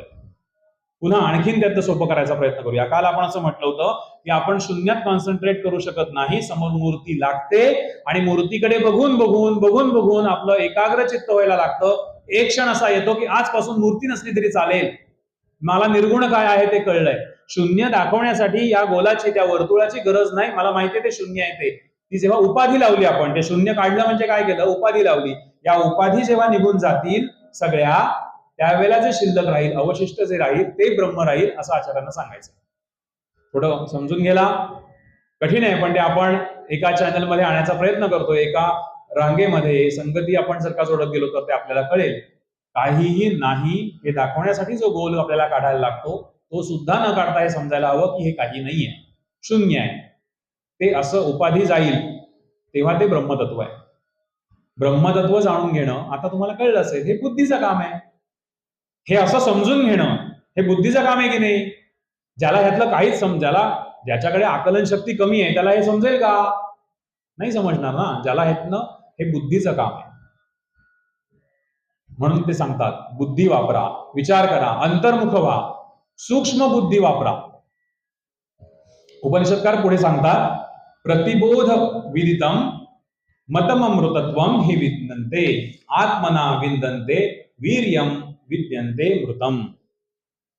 आत्मना विद्यते वीर्यम. वीर्यम म्हणजे बलवान करतात, बळ देतात आपल्याला. काय बळ देतं आपल्याला? आत्मतत्व आपल्याला बळ देतं. आत्मज्ञानामुळे आत्मबल वाढतं आणि ज्ञानाच्या योगामुळे आपल्याला अमृत तत्वाचा लाभ होतो. अमृत तत्व म्हणजे काय आपण आता समजलंय. ज्ञानामुळे आपल्याला अमृत तत्व मिळतं आणि आत्मज्ञानामुळे आत्मबल वाढतं. ज्ञानेंद्रिय ही या ब्रह्मतत्वाचं आकलन करू शकत नाही, आत्मतत्वाचं आकलन करू शकत नाही, आपण पाहिलं. पण आचार्य असं सांगतात ते आकलन करू शकत नाहीत ब्रह्म्याचं, पण ब्रह्म्याचा पसारा किती आहे हा मात्र ते पाहू शकतात, त्याचं आकलन करू शकतात. ती त्याच्या दिशेने प्रवास करू शकतात. आत्मतत्वाच्या दिशेने, ब्रह्मतत्वाच्या दिशेने जाण्याचा प्रयत्न इंद्रिय करू शकतात. डायरेक्टली त्यांना नाही समजणार ब्रह्मतत्व काय आहे, कारण त्यांची क्षमता नाहीये. पण त्याचा पसारा ते जाणवू शकतात, त्याच्या दिशेने ते जाऊ शकतात. प्रत्येक इंद्रिय आपल्या क्षमतेप्रमाणे ब्रह्मतत्व जाणून घेण्याचा प्रयत्न करतो. डोळे डोळ्यांच्या क्षमतेने करतील, कान कानाच्या क्षमतेने करतील. आता इंद्रिय समजून घेण्याचा प्रयत्न करतील आपापल्या क्षमतेप्रमाणे. म्हणजे कशावरून करणार? इंद्रियांना काहीतरी अनुभव येईल, अनुभवतील तेव्हा करणार ना. आपल्याला कानांना काहीतरी ऐकायला येईल, ते आपल्याला समजेल म्हणजे आपल्याला अनुभव येईल. डोळ्यांकडनं आपल्याला अनुभव येईल तेव्हा आपण ब्रह्मतत्व समजून घेण्याचा प्रयत्न करू. आता आलेला हा अनुभव योग्य आहे की अयोग्य आहे याचा विचार आपल्याला करायला पाहिजे, कारण आपल्याला ते काढून बघायचं आहे ना. ब्रह्मतत्वाचा पसारा किती आहे, ब्रह्मतत्वाच्या दिशेने आपल्याला जायचंय. मग हे काढून कसं बघणार? आपण बऱ्याच वेळा ऐकलेलं आहे, शास्त्रांनी सांगितलेला तो अनुभव असला पाहिजे आणि संतांकडून, महात्म्यांकडून तो अनुसरलेला असलेला मार्ग हवा. शास्त्रानुचारित आणि संतानुचारित असं ते म्हणतात, तर तो मार्ग योग्य आहे. या अनुभवाची आपल्याला खात्री करून घ्यायला लागते, तेव्हा या इंद्रियांचा विषय हा ब्रह्म होतो. इंद्रिय ब्रह्माच्या दिशेने वाटचाल करायला लागतात. विषय तो त्यांचा झाला नारायण, संत तुकाराम म्हणतात. ब्रह्माच्या दिशेने वाटचाल ही इंद्रिय करायला लागतात. इथे या श्लोकाच्या चरणामध्ये प्रतिबोध, आजचा जो विषय आपला प्रतिबोध हा शब्द आलाय. कोणाच्या अस्तित्वामुळे किंवा कोणाच्या प्रेरणेमुळे आपण ब्रह्ममार्गावर जाऊ शकतो याची जाणीव आपल्याला या सगळ्यामध्ये करून दिलेली आहे. कोणाच्या अस्तित्वामुळे करून शकतो आपण हे सगळं? ब्रह्मतत्वाच्या अस्तित्वामुळे. सगळ्या इंद्रियांच्या मागची प्रेरणा, हे सगळे जे प्रश्नांची उत्तर आता कुठपर्यंत आली आहेत, आचार्यांनी उत्तर दिलंय, हे सगळं ब्रह्मतत्वच आपल्याला करवून घेत आहे. या सगळ्या मागची प्रेरणा प्राण श्वासोच्छवास करताना दिसतो, प्राण नाही करत, ब्रह्मतत्वामुळे केलं जातं. आता पहिले जे 4 प्रश्न आपण घेतले होते त्याचं उत्तर आपल्याला आचार्यांनी दिलेलं आहे की हे ब्रह्मतत्वामुळे होतं. आता ब्रह्मतत्व तुम्ही जाणून घ्या. कसं जाणून घ्या? बुद्धिपूर्वक जाणून घ्या. आता बुद्धिपूर्वक जाणून घ्या म्हणजे कशी बुद्धी वापरायची? सूक्ष्म बुद्धी वापरायची. आता पुढे ते असं सांगतात, प्रतिबोध. प्रतिबोध विदितम मतम अमृततत्वम ही विंदते. प्रतिबोध हा शब्द आलाय. या जाणीवेमुळे, प्रतिबोधाच्या जाणीवेमुळे आत्मबल वाढणार आहे आणि याच्यामुळे अहम ब्रह्मास्मी हे कधी समजणार आहे? प्रतिबोधामुळे समजणार आहे, असं आपल्याला आचार्य सांगतायत. आता आपला आजचा विषय जो आहे प्रतिबोध, हा आपण समजून घ्यायला हवा. प्रतिबोध म्हणजे नक्की काय? आचार्य असं सांगतात, प्रतिबोधातून झालेलं ज्ञान, लक्षात द्या, प्रतिबोधातून झालेलं ज्ञान हेच वास्तविक ज्ञान आहे. म्हणजे जिथे जिथे ज्ञान आहे, काल आपण ज्ञानाची एक व्याख्या बघितली होती, चराचरात भगवंत आहे, ईश्वर सर्वत्र भरलेला आहे म्हणजे ज्ञान. ही व्याख्या आपण काल बघितली. प्रतिबोधातून जे आपल्याला ज्ञान मिळतंय तेच वास्तविक ज्ञान आहे. आता प्रतिबोध म्हणजे काय हे आपण समजून घेऊया. कोणाकडे जायचं समजून घेण्यासाठी? शंकराचार्यांकडे जायचं, आचार्यांकडे जायचं. ह्या अशा असलेल्या सगळ्या विरोधी संगती असलेल्या किंवा आपल्याला कठीण वाटणाऱ्या संकल्पना सरळ साध्या सोप्या करून देण्याचे अनंत उपकार आपल्यावर आचार्यांनी केलेले आहेत. म्हणून आचार्यांच्या जयंतीच्या वेळेला आपण ज्ञान कर्म करावं, चर्चा करावी, मीमांसा करावी. आपल्यावरती उपकार जेवढे केले त्याचं परतफेड किंवा त्याचं ऋण आपल्याला जर व्यक्त करायचं असेल ना, तर त्यांच्या साहित्याचा अभ्यास आपण केला पाहिजे, त्यांच्या ग्रंथांकडे आपण गेलं पाहिजे. आचार्य ह्या सगळ्या गोष्टी आहेत ना, ह्या नेमक्या सांगतायत. एक विश्वास, एक श्रद्धा आपण कायम ठेवायला हवी की ज्या गोष्टीवरती आचार्यांनी कमी लिखाण केलंय त्या गोष्टीला आपणही कमीच महत्व दिलं पाहिजे. आपल्याकडे अनेक वेळा रोजच्या संसाराच्या राड गाडग्यामध्ये असं होतं की आपण नको त्या गोष्टीला जास्त महत्व देऊन बसतो आणि मग ते आपल्या डोक्याला इतका ताप होतो त्याचा, आणि नंतर आपल्याला समजतं एवढी महत्वाची नव्हती ती गोष्ट. ज्या गोष्टीवरती आचार्यांनी लिखाण जास्त केलं नाहीये तर ती गोष्ट तेवढीच कमी महत्वाची आहे, आणि ज्याचा उहापोह करायला, मीमांसा करा, चर्चा करा असं जिथे आचार्य सांगतायत ती गोष्ट खूप महत्वाची आहे. हे आपल्याला शांकर भाष्य वाचायला लागलं की आपल्याला कळतं. आचार्य आपल्याला प्रतिबोध समजावून सांगतायत. बुद्धीला होणारं ज्ञान म्हणजे बोधातून होणारं ज्ञान असं आचार्य सांगतायत. बुद्धीला जे ज्ञान होणार आहे ते कशातनं होणार आहे? बोधातून होणार आहे. आता बोध म्हणजे काय? प्रतिबोध याची आपण आता संकल्पना समजून घेतोय, त्याच्यामध्ये परत फोड करूया आपण. प्रति आणि बोध हे दोन वेगळे वेगळे शब्द करूया. बोध म्हणजे काय? बोध म्हणजे आकलन होणं, एखादी गोष्ट समजणं आपल्याला म्हणजे बोध होणं. आणि प्रतिबोध म्हणजे काय? प्रत्येक बोध, प्रत्येक समज, आपल्याला होणारा प्रत्येक समज म्हणजे प्रतिबोध. सोपं करून सांगूया आणखीन. आपल्याकडे येणारं प्रत्येक इनपुट म्हणजे बोध. आता इनपुट्स आपल्याला कुठनं येतात? डोळ्यांकडनं येतात, कानांकडनं येतात. इनपुट येतात ना, आपण काहीतरी बघतो, आपण काहीतरी पाहतो, ऐकतो, इनपुट आली आपल्याला म्हणजे बोध. आकलन झालं आपल्याला त्या विषयाचं म्हणजे बोध. आणि ईच अँड एव्हरी अंडरस्टँडिंग म्हणजे प्रतिबोध. ईच अँड एव्हरी अंडरस्टँडिंग, प्रत्येक आलेला प्रत्येक बोध म्हणजे प्रतिबोध. आता आचार्य असं सांगतात की प्रत्येक प्रतिबोधामध्ये, ईच अँड एव्हरी अंडरस्टँडिंग मध्ये आपल्याला ज्ञान शोधलं पाहिजे. प्रत्येक बोध, प्रतिबोध जो आपल्याला होतो आहे त्याच्यामध्ये ज्ञान शोधलं पाहिजे. मग ह्या सगळ्यामध्ये जर ज्ञान शोधायचं आहे तर मग आम्ही जे शिकलोय आतापर्यंत, शालेय शिक्षण शिकलोय किंवा आमचं जे प्रोफेशन आहे, आम्ही जे इतर शास्त्र शिकलोय ते ज्ञान नाहीये का? आचार्य असं सांगतात की तेही ज्ञान, त्यातनं जर तुम्ही ब्रह्मतत्वाचा शोध घेण्याचा प्रयत्न केला तरच त्याला ज्ञान म्हणा, नाहीतर ती केवळ इन्फॉर्मेशन झाली, ती केवळ माहिती झाली असं आचार्य म्हणतात. प्रत्येक बोधामध्ये आपल्याला ज्ञानच शोधायचंय. प्रतिबोधाचा अर्थ लक्षात आला असेल. बोध म्हणजे काय आणि प्रतिबोध म्हणजे काय.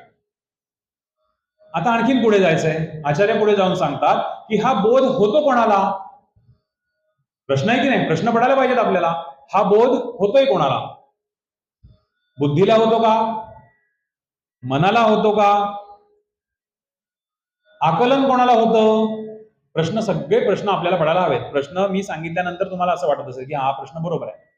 आकलन कोणाला होतं? बुद्धीला होतं. बोध कोणाला होतोय? मनाला होतोय का बुद्धीला होतोय? बोध बुद्धीला होतो, आकलन बुद्धीला होतं. म्हणून प्रत्येक बोधामध्ये आपण परमेश्वर बघायला पाहिजे आणि हा परमेश्वर आपण जेव्हा बघू त्यालाच, ते परमेश्वर बघण्यालाच आपण वास्तविक ज्ञान म्हणूया किंवा म्हणतात असं उपनिषदकार सांगतात.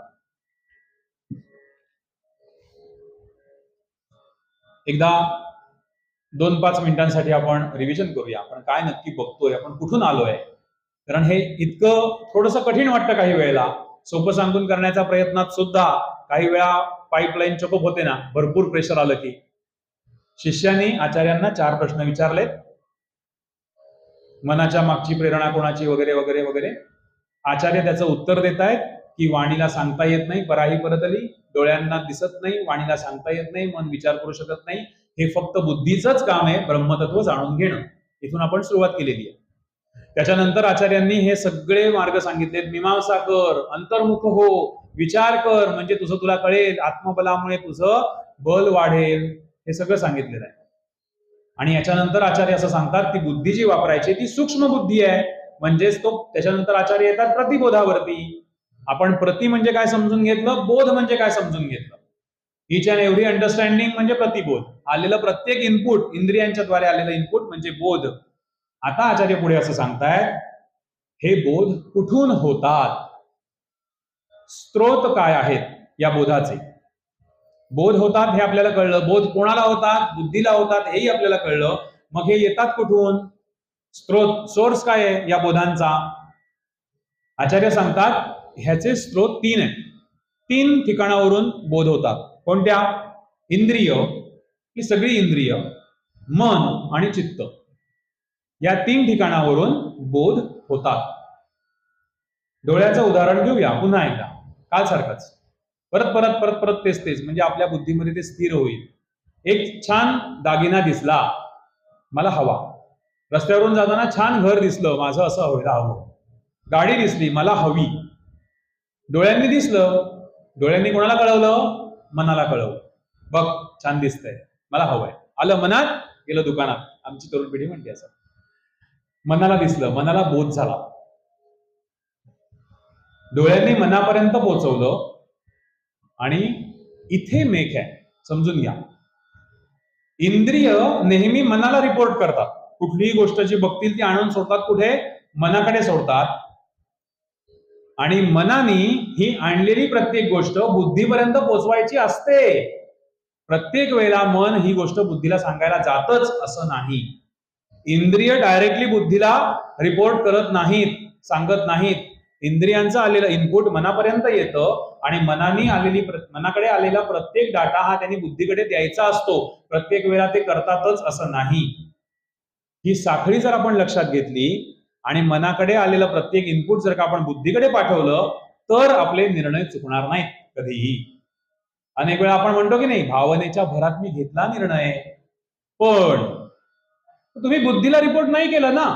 तुम्ही करायचं होतं, मग बुद्धीने सांगितलं असतं चांगलं काय वाईट काय, अंतर्मुख झाला असतात, प्रतिबोधाचा विचार केला असतात, विवेकाने विचार केला असतात, चांगलं काय वाईट काय. बुद्धी कधीही आपल्याला चुकीचा निर्णय देणार नाही. मनाने घेतलेला निर्णय चुकू शकतो. आलेली इनपुट्स ही मनाने बुद्धीकडे पाठवायची असतात, पण प्रत्येक वेळेला ते पाठवत नाहीत. अपेक्षित आहे त्यांनी पाठवणं, पण प्रत्येक वेळेला ते करत नाहीत. बोध इंद्रिय आणि मनाला होतात. दोन त्याचे स्रोत आपण पाहिले, सोर्स. तिसरा सोर्स काय आहे? चित्त. आता मन, बुद्धी, चित्त, अहंकार ह्या अंतःकरण चतुष्टयावरती बोलण्यासारखं खूप आहे. चित्त म्हणजे कुठं आहे? दाखवा. मन कुठं आहे? दाखवा. पण आपण त्याचं अस्तित्व मान्य केलंय ना, उपनिषदकारांनी केलंय, सगळ्यांनी केलंय. चित्ताकडून सुद्धा बोध होतात. कधी होतात? आधी चित्त म्हणजे काय? नक्की काय? कुठच्या परिस्थितीचं चित्त म्हणजे कुठल्या कंडिशनला आपण चित्त म्हणतो? सोपं समजून घेऊ. आपले संस्कार ज्या ठिकाणी साठवलेले आहेत ते चित्त असं म्हणूया. आपले संस्कार म्हणजे परंपरा संस्कार ते तर आहेतच, पण प्रोसेस म्हणा, प्रोसेस. जुने कधीतरी आपण बघितलेल्या गोष्टी वगैरे या सगळ्या चित्तामध्ये आपण स्टोअर करून ठेवतो, त्याला चित्त असं म्हणतात. जी ती जागा आहे त्याला आपले संस्कार जपून ठेवलेले असतात, त्याला चित्त म्हणतात. हे चित्त आपल्याला कधीही कोणतीही आठवण करून देतं. स्मरणशक्ती हा वेगळा विषय, पण चित्तातनं आलेला विषय हा वेगळा असतो. आपल्याला अचानकपणे कुठली तरी गोष्ट कुठेतरी आठवते. बऱ्याच वेळेला अशा ठिकाणी काही गोष्टी ऐकताना आपल्याला असं चित्त आपलं काहीतरी वेगळंच आठवून देतं. त्याच्याकडे ते स्टोरेज केलेलं असतं, ते चित्तातून पुढे येतं. या चित्ताला सुद्धा बोध होतात. आता या बुद्धीला, इंद्रियांना, मनाला, चित्ताला झालेले सगळे बोध जे आहेत, या प्रत्येक प्रतिबोधाला आपण परमेश्वर मानलं पाहिजे. आता हा प्रत्येक बोध म्हणजेच परमेश्वर आहे असं आपण मानलं पाहिजे. ही प्रक्रिया बुद्धीत व्हायला हवी. आता हे बोधांचे सोर्स आपण बघितले, स्त्रोत बघितलेत. बोध कधी होतात? बोध कुठून होतात हे बघितलं. इंद्रिय, मन आणि चित्त इथून बोध होतात. आता कधी होतात? प्रश्न पडले पाहिजेत ना आपल्याला. बोध कधी होतोय? जागेपणी होतोय का झोपल्यानंतर होतोय? मी देवळात गेल्यावर बोध होत आहेत का ऑफिसच्या कामाला गेल्यावरती बोध होत आहेत? उदाहरण घेऊया. आपल्याला दिवसभर भरपूर अनेक प्रकारचे बोध होत असतात. घरी पण आपण देवळात जातो, देवाचं दर्शन घेतो, काहीतरी बोध आपल्याला होतो. तिथून आपण आपल्या ऑफिसच्या कामाला जातो, चराचरात ईश्वर बघायचंय की नाही, म्हणजे तिथे पण आपण परमेश्वर बघायचा आहे. आपल्या कामामध्ये, आपल्या स्वधर्मामध्ये, कारण ती आपली जबाबदारी आहे. स्वधर्म म्हणजे जबाबदारी आहे ना, आपलं कर्म आहे. आपण जे स्वीकारलंय, एखादा शिक्षक आहे, एखादा डॉक्टर आहे, एखादा वकील आहे, कुणी काहीतरी सरकारी नोकर असेल, त्या कामाच्या ठिकाणी सुद्धा आपल्याला परमेश्वर बघायचा आहे. देवळात जो परमेश्वर बघितला आहे, देवळात येऊन तोच कामाच्या ठिकाणी बघायचा आहे. तिथनं घरी आल्यावर सुद्धा आपल्याला परमेश्वरच बघायचा आहे.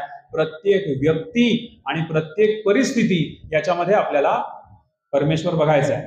आपला संघर्ष आहे ना, तो नेहमी या 3 गोष्टींवर असतो. याच्याशिवाय चौथं संघर्षाचं कारण मला आतापर्यंतच्या अभ्यासात दिसलेलं नाही. दिसलं तर आपण अपडेट करूया, मलाही कळवा. बघा कुठल्या 3 गोष्टी आहेत संघर्षाच्या? व्यक्ती, परिस्थिती आणि निसर्ग.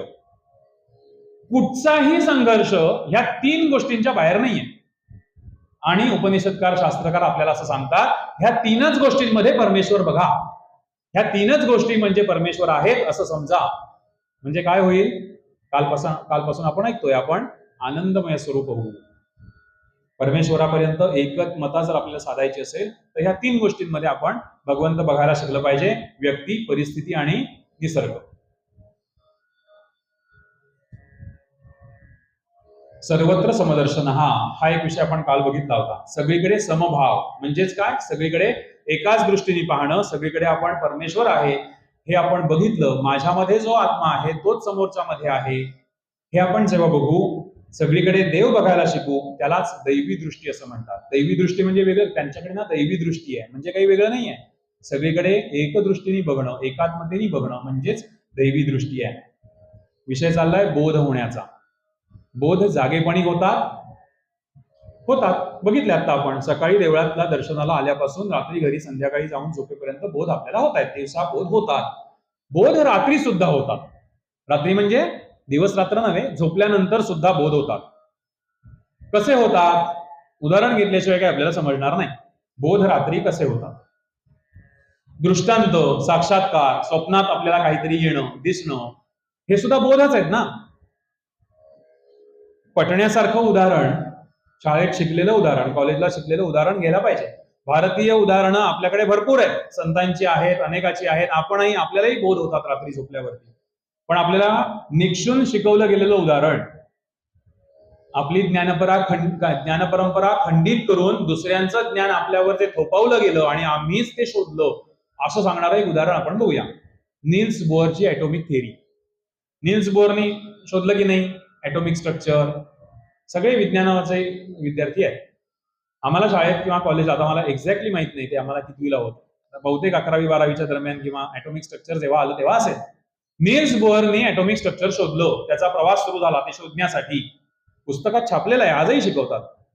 पण त्या नील्स बोअरला इलेक्ट्रॉन्स एटमच्या भोवती फिरतायत हे कुठे दिसलं? झोपेत दिसलं. त्याला स्वप्न पडलं आणि त्याच्यानंतर त्या दृष्टीने त्यांनी अभ्यास सुरू केल्यावरती त्यांनी तो सगळा पुढे त्याचा शोध लावला, हे आपल्याला सांगितलं. म्हणजे त्याला बोध झाला ना झोपेमध्ये. आपल्याकडेही अनेक उदाहरणं आहेत अशी की रात्री झोपेमध्ये बोध झाला, स्वप्न पडलं. हे बोध कुठून आले? हे बोध चित्ताकडून आले. चित्त म्हणजे काय मी आता सांगितलं. दिवसभर ह्या चित्ताला आपल्या बरोबर काम करायला, आपल्याला काहीतरी सुचवायला वाव मिळत नाही. का? कारण डोळे काम करत असतात, कान काम करत असतात, सगळी इंद्रिय आपली दिवसा काम करत असतात. रात्री सगळे झोपले, इंद्रिय पण झोपली की मग चित्ताला तिथे काम करायला जागा मिळते, म्हणून तो काहीतरी खणून काढत असतो. आपण जो विषय ठाणलेला असतो ना मनामध्ये, त्यातलं काहीतरी ते चित्त आपल्याला सुचवत असतं. 4 दिवस बोलायचंय म्हटल्यावरती 8 दिवस आधी झोप लागत नाही, ते नवीनच काहीतरी. जो अभ्यास करायचा आहे ना 3 दिवस ते बोलायचंय ना ते आठवत नाही, तिसरंच काहीतरी आठवायला सुरुवात होते. हे पण ह्याच्यात बसेल का? हा ठोकळा इथे बसवता येईल का? कारण चित्त जागा होतं ना. चित्तामध्ये आपण तो विषय घेतलेला आहे की मला उद्या काय सांगायचंय. हे चित्त आपल्याला बोध देतं आणि रात्री झोपेत सुद्धा बोध होतात. ॲटॉमिक स्ट्रक्चरचं हे नील्स बोअरचं उदाहरण हे त्याला पुरेसं आहे. प्रतिबोध कुठून आले, त्याचे स्त्रोत सोर्स काय आहेत आणि बोध केव्हा केव्हा होतात, हे सगळं आपण समजून घेतलेलं आहे. उपनिषदकारांनी मीमांसेला महत्व दिलेलं आहे. चर्चेला, वादविवादाला, प्रश्नोत्तराला मीमांसा करा. प्रत्येक वेळेला प्रत्येक ठिकाणी मीमांसा करा आणि समजून घ्या, असं उपनिषदकार आपल्याला सांगतात. उपनिषदांचा अभ्यास, वेदांताचा अभ्यास आपल्याला आर्थिक दृष्टीने काय शिकवतो, वैद्यकीय दृष्टीने काय शिकवतो, असा सगळ्या बाजूनी जितकी आपण चर्चा करू ना, जितकं आपण ताक घुसळत जाऊ ना, तितकं वेगळे लोणी आपल्याला हे सगळं एकत्र करायला मिळतं ना. जास्तीत जास्त या विषयाची घुसळण व्हायला पाहिजे. कोणी वैद्यकीय असेल क्षेत्रातला व्यक्ती, तर त्याला उपनिषदकार त्या वैद्यकीय विषयातलं काहीतरी ज्ञान देतील. अजून काय, आणखीन काय, अशी मीमांसा करा. आता सगळ्यात महत्वाच्या गोष्टीकडे आपण जाणार आहोत. आता बुद्धी वापरायला सांगतात का? कारण जोपर्यंत बुद्धी आपण वापरत नाही, आपण आपल्या समजुतीमध्ये प्रत्येक समजुतीमध्ये, प्रत्येक इनपुटमध्ये ब्रह्म बघायचंय, हे शक्य होत नाही. ही सवय आपल्याला नसते, म्हणून सांगतात बुद्धी वापरा.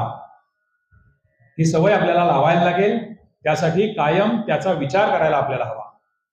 म्हणून प्रतिबोधातून येणाऱ्या ज्ञानाला इथे उपनिषदकार आपल्याला महत्व देतात. आता बुद्धी वापरणं हे कोणाचं काम आहे? प्रश्न पडायला हवा. बुद्धी वापरणं हे कोणाचं काम? आपलं काम आहे ना. आपलं म्हणजे मनुष्याचं काम आहे. प्राण्यांचं काम आहे का? आहार, निद्रा, भयमैथुनमचं एवढंच आहे ना प्राण्यांकडे. प्राण्यांमध्ये आणि आपल्यामध्ये फरक काय आहे? हा मोठा फरक आहे. काही वर्षांपूर्वी वाघ जे खात होता तेच आजही खातोय. ज्या प्रकारे शिकार करत होता, ज्या नखांनी शिकार करत होता, त्याच नखांनी आज शिकार करतो. आणि माणूस सुगरण किती वर्ष घर बांधतेय, किती वर्षानुवर्ष घर बांधते, तसंच आजही सुगरणीचं घर आपण बघितलं तसंच आहे. त्यांना नाही का वाटलं खाणं कुठे वर जायचं, वरून उतरायला सोपं आहे की नाही, असं नाही त्या पक्षाला वाटलं. अशी अनेक गोष्टी आहेत. त्यांच्यामध्ये डेव्हलपमेंट आहे का? आम्ही 5-10 वर्षापूर्वी जे घर बांधत होतो ते आज त्या टेक्निकनी घर बांधत नाही. आम्ही बुद्धी वापरतो. बुद्धी वापरणं हे आपलं महत्वाचा आपला फरक आहे मनुष्य जन्मामध्ये आणि प्राण्यांमध्ये. प्रतिबोधातून आलेल्या ज्ञानाचा जर आपण विचार केला तर त्याच्यामुळे काय होत आहे? आपला उत्साह वाढतोय, आपलं बल वाढतंय आणि आपल्यामध्ये निर्मितीचं सामर्थ्य उभं राहत आहे. पुन्हा आपण तिथेच येतो. कालही आपण बघितलं होतं वेदांताच्या अभ्यासामुळे, उपनिषदांच्या अभ्यासामुळे काय होतंय? आपण निर्भय बनतोय. आपल्यामध्ये नवनिर्मितीचं सामर्थ्य उभं राहतं. कन्स्ट्रक्टिव्ह माइंडसेट याच्याविषयी आपण काल बोललो होतो. कशाची निर्मिती करू शकतो? उदाहरणही आपलं बघून झालं. नवनिर्मिती कशाची? कन्स्ट्रक्टिव्ह माइंडसेट बनला, कशाचा बनायचा आहे? नवीन विचारांच्या स्वीकारार्हतेचा पण बनला पाहिजे ना. एखादा नवीन चांगला विचार आपल्या समोर आला तर आपण तो स्वीकारला पाहिजे. आपण तो टाळून पुढे जाता कामा नाही. हो, त्यांना काय समजतंय, आम्हाला किती कष्ट आहेत आमचं आम्हाला माहितीये, रोज सकाळी लवकर उठावं, रात्री किती उशीर होतो आम्हाला झोपायला, आमची कामं आटपायला, ह्यांना काय जाते सांगायला. पण चांगल्या विचाराची स्वीकारार्हता आपण प्रयत्न करून बघूया ना, 2दा गजर लावून बघूया. सकाळी लवकर उठलं पाहिजे हा चांगला विचार आहे की नाही? मग त्याची स्वीकारार्हता आपण केली पाहिजे. याचं सामर्थ्य आपल्याला वेदांगाचा अभ्यास देतो. कन्स्ट्रक्टिव्ह माइंडसेट, नवनिर्मिती, नवीन विचारसरणी. आपला विचार बदलला पाहिजे ना या अभ्यासातून. अभ्यास करून जर का आपले विचार बदलले नाहीत, म्हणजे चांगल्या विचारांच्या दृष्टीने आपण गेलो नाही, तर त्याचा काही उपयोग नाही. मग हे नवीन विचार जे आलेले आहेत याची स्वीकारार्हता पण आपली असली पाहिजे. आणि प्रत्येक बोधातून आपल्याला भगवंत बघायचा आहे, ही आजपासूनची आपली सगळ्यांची नवीन विचारसरणी आहे. आपण इथून काय घेऊन जाणार आहोत हे सगळ्यात महत्वाचं आहे. काय मिळेल ते सांगा. आज काय मिळत आहे आपल्याला इथे? प्रत्येक बोधातून आपल्याला ज्ञान शोधायचंय आणि प्रत्येक बोध म्हणजे भगवंत आहे, हा आजच्यासाठीचा चांगला विचार आहे. आणि याची स्वीकारार्हता आपल्याला सगळ्यांना करायची.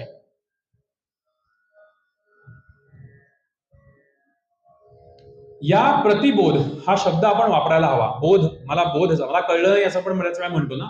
एखाद्या वेळेस चांगली गोष्ट किंवा बोध हा शब्द आपण रोजच्या वापरामध्ये आणला पाहिजे. अनेक वेळेला असं होतं, आपण शब्द संपत्तीविषयी किंवा शब्दांच्या वाक्शक्तीविषयी बोललेलो आहोत. अनेक शब्दांचे बदल जर आपण आपल्या रोजच्या जीवनात केले तर भरपूर फरक आपल्यामध्येच नव्हे सगळ्या समाजामध्ये पडतो.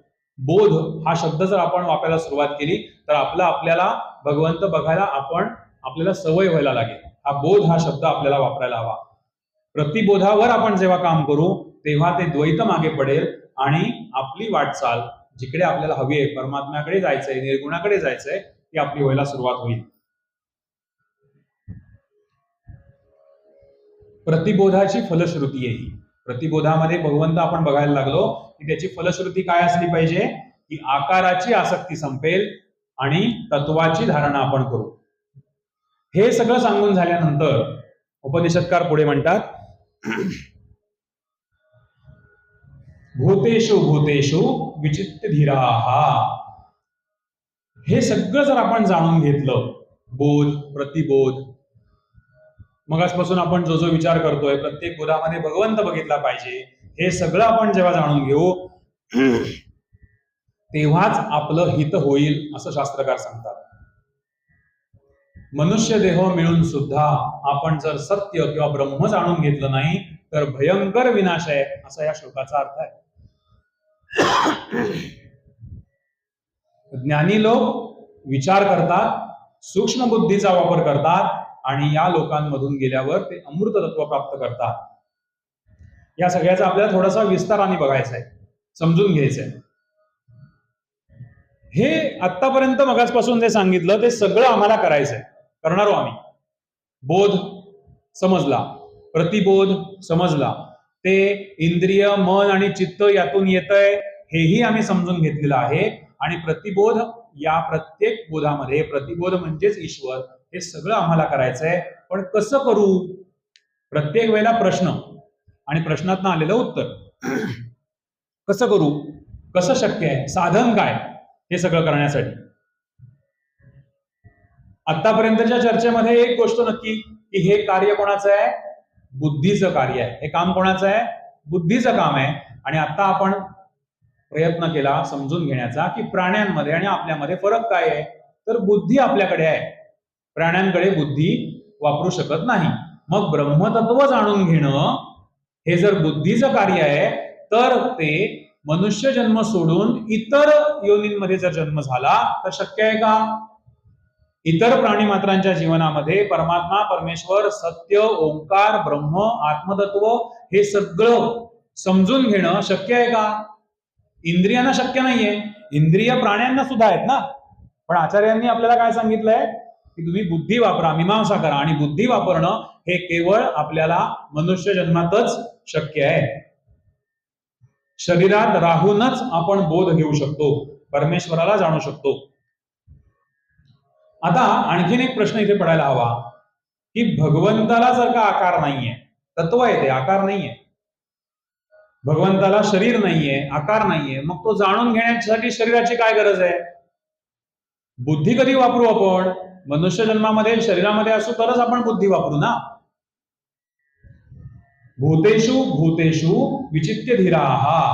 जगात अनेक प्राणी आहेत, भरपूर वस्तू आहेत, परब्रह्म जाणण्याची शक्ती मात्र आपल्या मनुष्यामध्येच आहे, मनुष्य जन्मामध्येच ही शक्ती आहे. आपण म्हणतो की प्रत्येक वस्तू कशाची बनली आहे? ऍटमची बनलेली आहे, अणूची बनलेली आहे. अणू प्रत्येकाला गतिशील आहे, बारीक बारीक बारीक छोटे छोटे विचार केलेले आहेत त्याच्यामध्ये. प्रत्येक वस्तू ऍटमनी बनलेली आहे. पूर्ण विज्ञान आहे सगळीकडे. कुठेही एकही गोष्ट अध्यात्मामध्ये फुकाची म्हणजे अशी उगाच आलेली नाहीये. उपनिषदकारांनी सगळ्या गोष्टींमागे काही ना काहीतरी तत्व सांगितलेलं आहे, समजून सांगितलेलं आहे. सॉलिड, लिक्विड आणि गॅसेस कितीही आपण म्हटलं, सगळ्या स्थितीचा विचार केला तरी हे ऍटमनी बनलेलं आहे ना, अणूनी बनलेलं आहे, आणि अणूला गती आहे. प्रत्येक गोष्टीमध्ये काहीतरी हालचाल आहे. प्रत्येक अणू ज्ञानकण आहे, ज्ञानयुक्त आहे, कारण तो कक्षा ठरवतो. त्याला दिलेलं शाश्वतीभ्य समाभ्य आहे की नाही, ते त्याची जी कक्षा आहे त्याच्या बाहेर जातो का तो जेव्हा जातो तेव्हा दुसरं काहीतरी निर्माण होतं त्याच्यामध्ये. आता विज्ञान आपल्याला माहिती आहे सगळं. शाश्वतीभ्य समाभ्य हा कायम टिकणारी शाश्वत व्यवस्था भगवंतांनी लावलेली आहे. तो गतिशील आहे, तो ज्ञानयुक्त असा कण आहे, आणि मनुष्याप्रमाणे त्याला बुद्धी मात्र नाहीये. बाकीच्या वस्तूंचा आपण विचार जर का केला, निर्जीव वस्तूंचा विचार केला, तर तिथे पण गती आहे, कारण त्याच्यामध्ये काहीतरी फिरतंय, अणू इलेक्ट्रॉन्स फिरतायत, पण त्याला बुद्धी नाहीये. हा मोठा फरक आपण समजून घ्यायला हवा. सूक्ष्मात जाऊन आपण याचा विचार करायला हवा.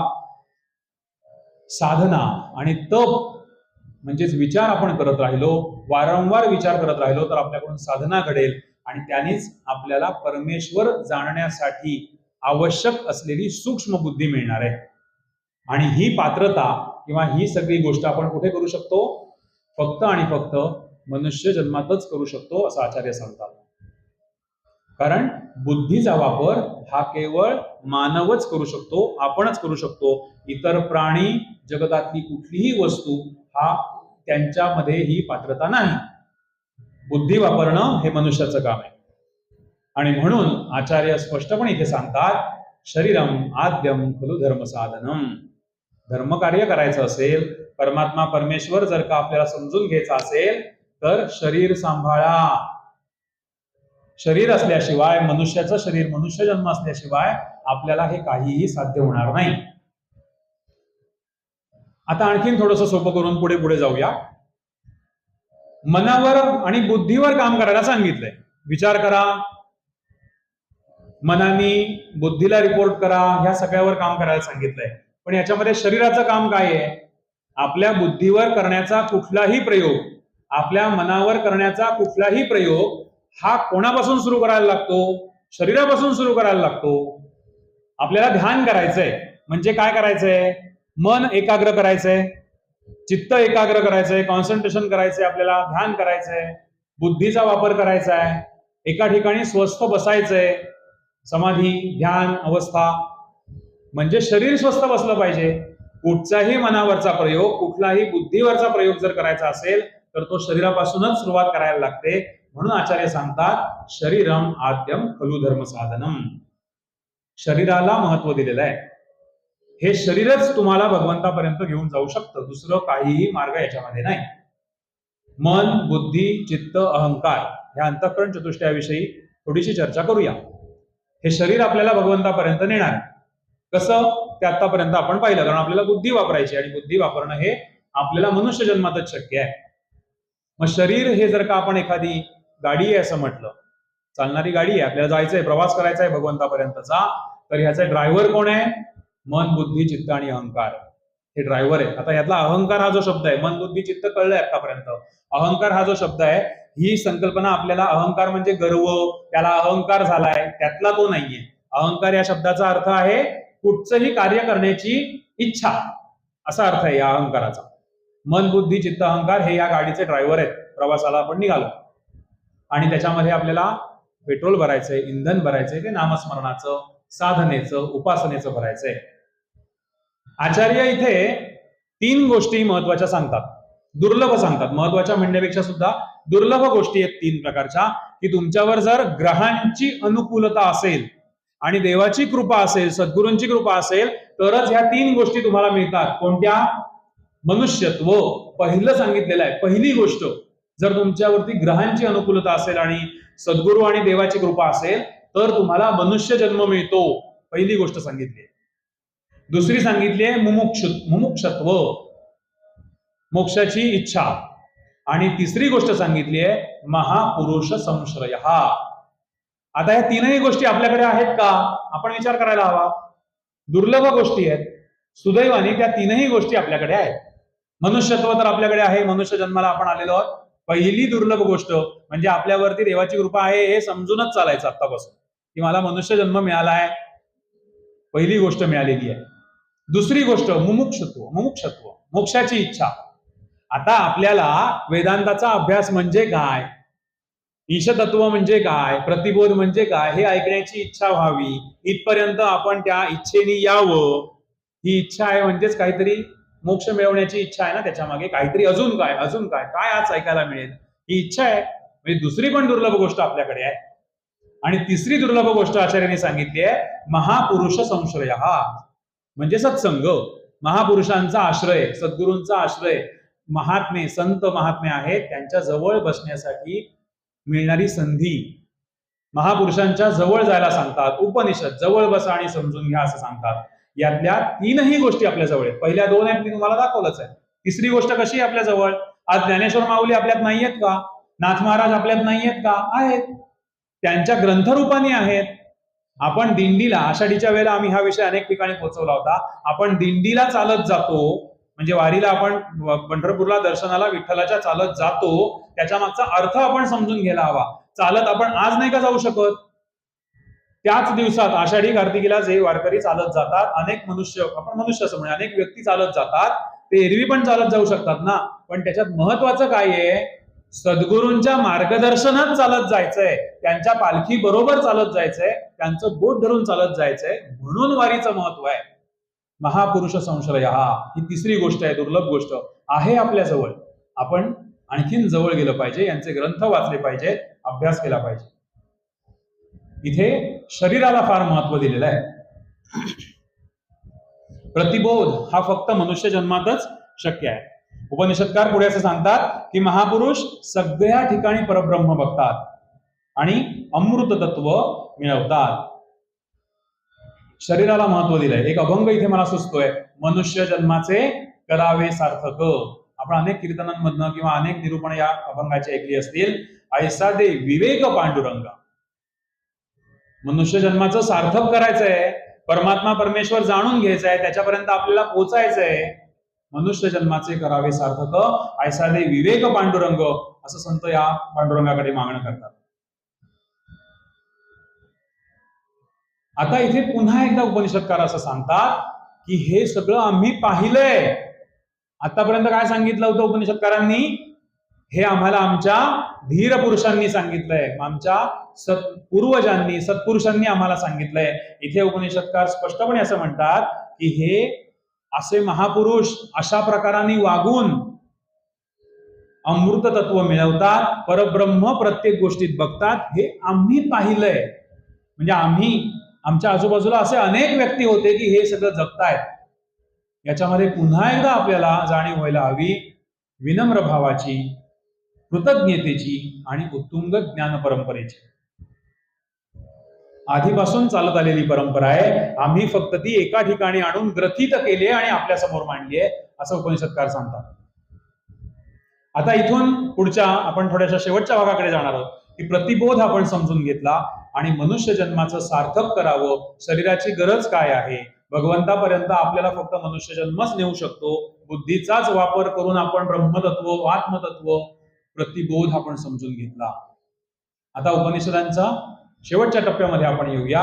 इथे एक गोष्ट आहे, ज्या मगाशी मी आपल्याला 5 देवता सांगितल्या, त्यांचा उल्लेख आता या गोष्टीमध्ये आहे.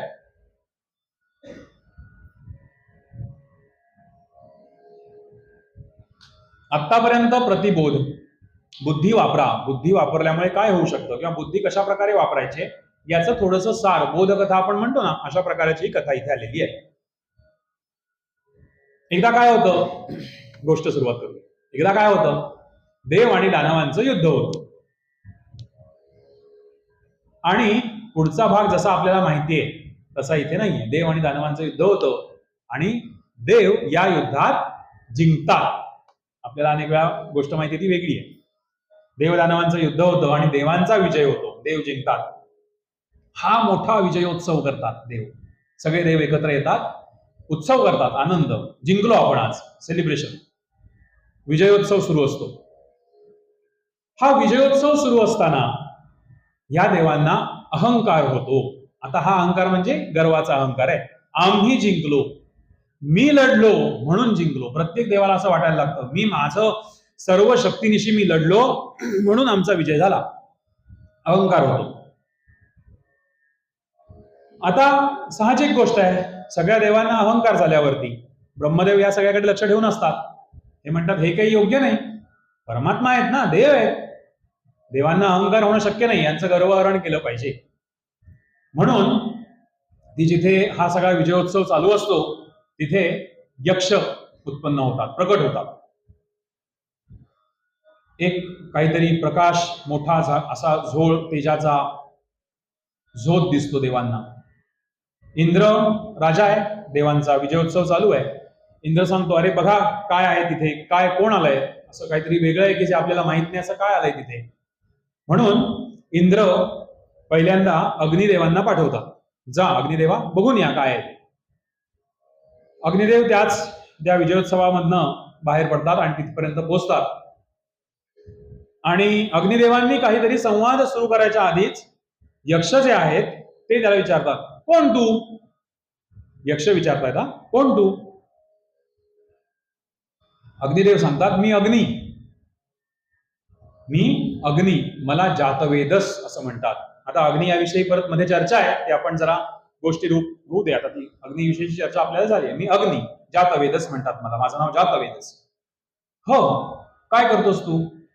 यक्ष आणि अग्नीचा संवाद चाललाय. हा अतिशय, कोण तू, काय करतोस, काय तुझं, काय पात्रता, काय तुझी, काय करू शकतोस तू? अग्नी म्हणतात, मी अग्नी आहे, मी जातवेदस आहे, मी प्रत्येक गोष्ट जाळू शकतो, सगळं काही मी जाळू शकतो. यक्ष म्हणतात, हो जाळू शकतोस तू, ही घे काडी. एक गवताची काडी त्यांच्यासमोर फेकतात, घे जाळ, सगळं काही जाळू शकतोस ना, सृष्टी जाळू शकतोस, तिन्ही लोक जाळू शकतोस, ही काडी जाळून दाखव. यक्ष सांगतायत.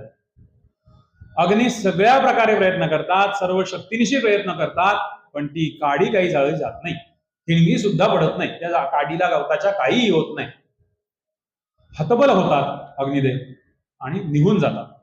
इंद्रदेवांना जाऊन सांगतात, हे काही माझ्या क्षमतेतलं काम नाही, माझं काही तिथे चालत नाहीये, काहीतरी भलतच आहे. अग्निदेव वायुदेवांना पाठवतात, जा तुम्ही जा. परत तोच संवाद आहे, कोण तू? मी मातरिश्वा, वायुदेव आहे. काय करतोस तू? मी सगळं काही उडवून लावू शकतो, वादळ आणू शकतो, सगळं काही मी एका ठिकाणावरून दुसऱ्या ठिकाणी नेऊ शकतो, मी सगळं उद्ध्वस्त करू शकतो, मी वायुदेव आहे, मातरिश्वा आहे.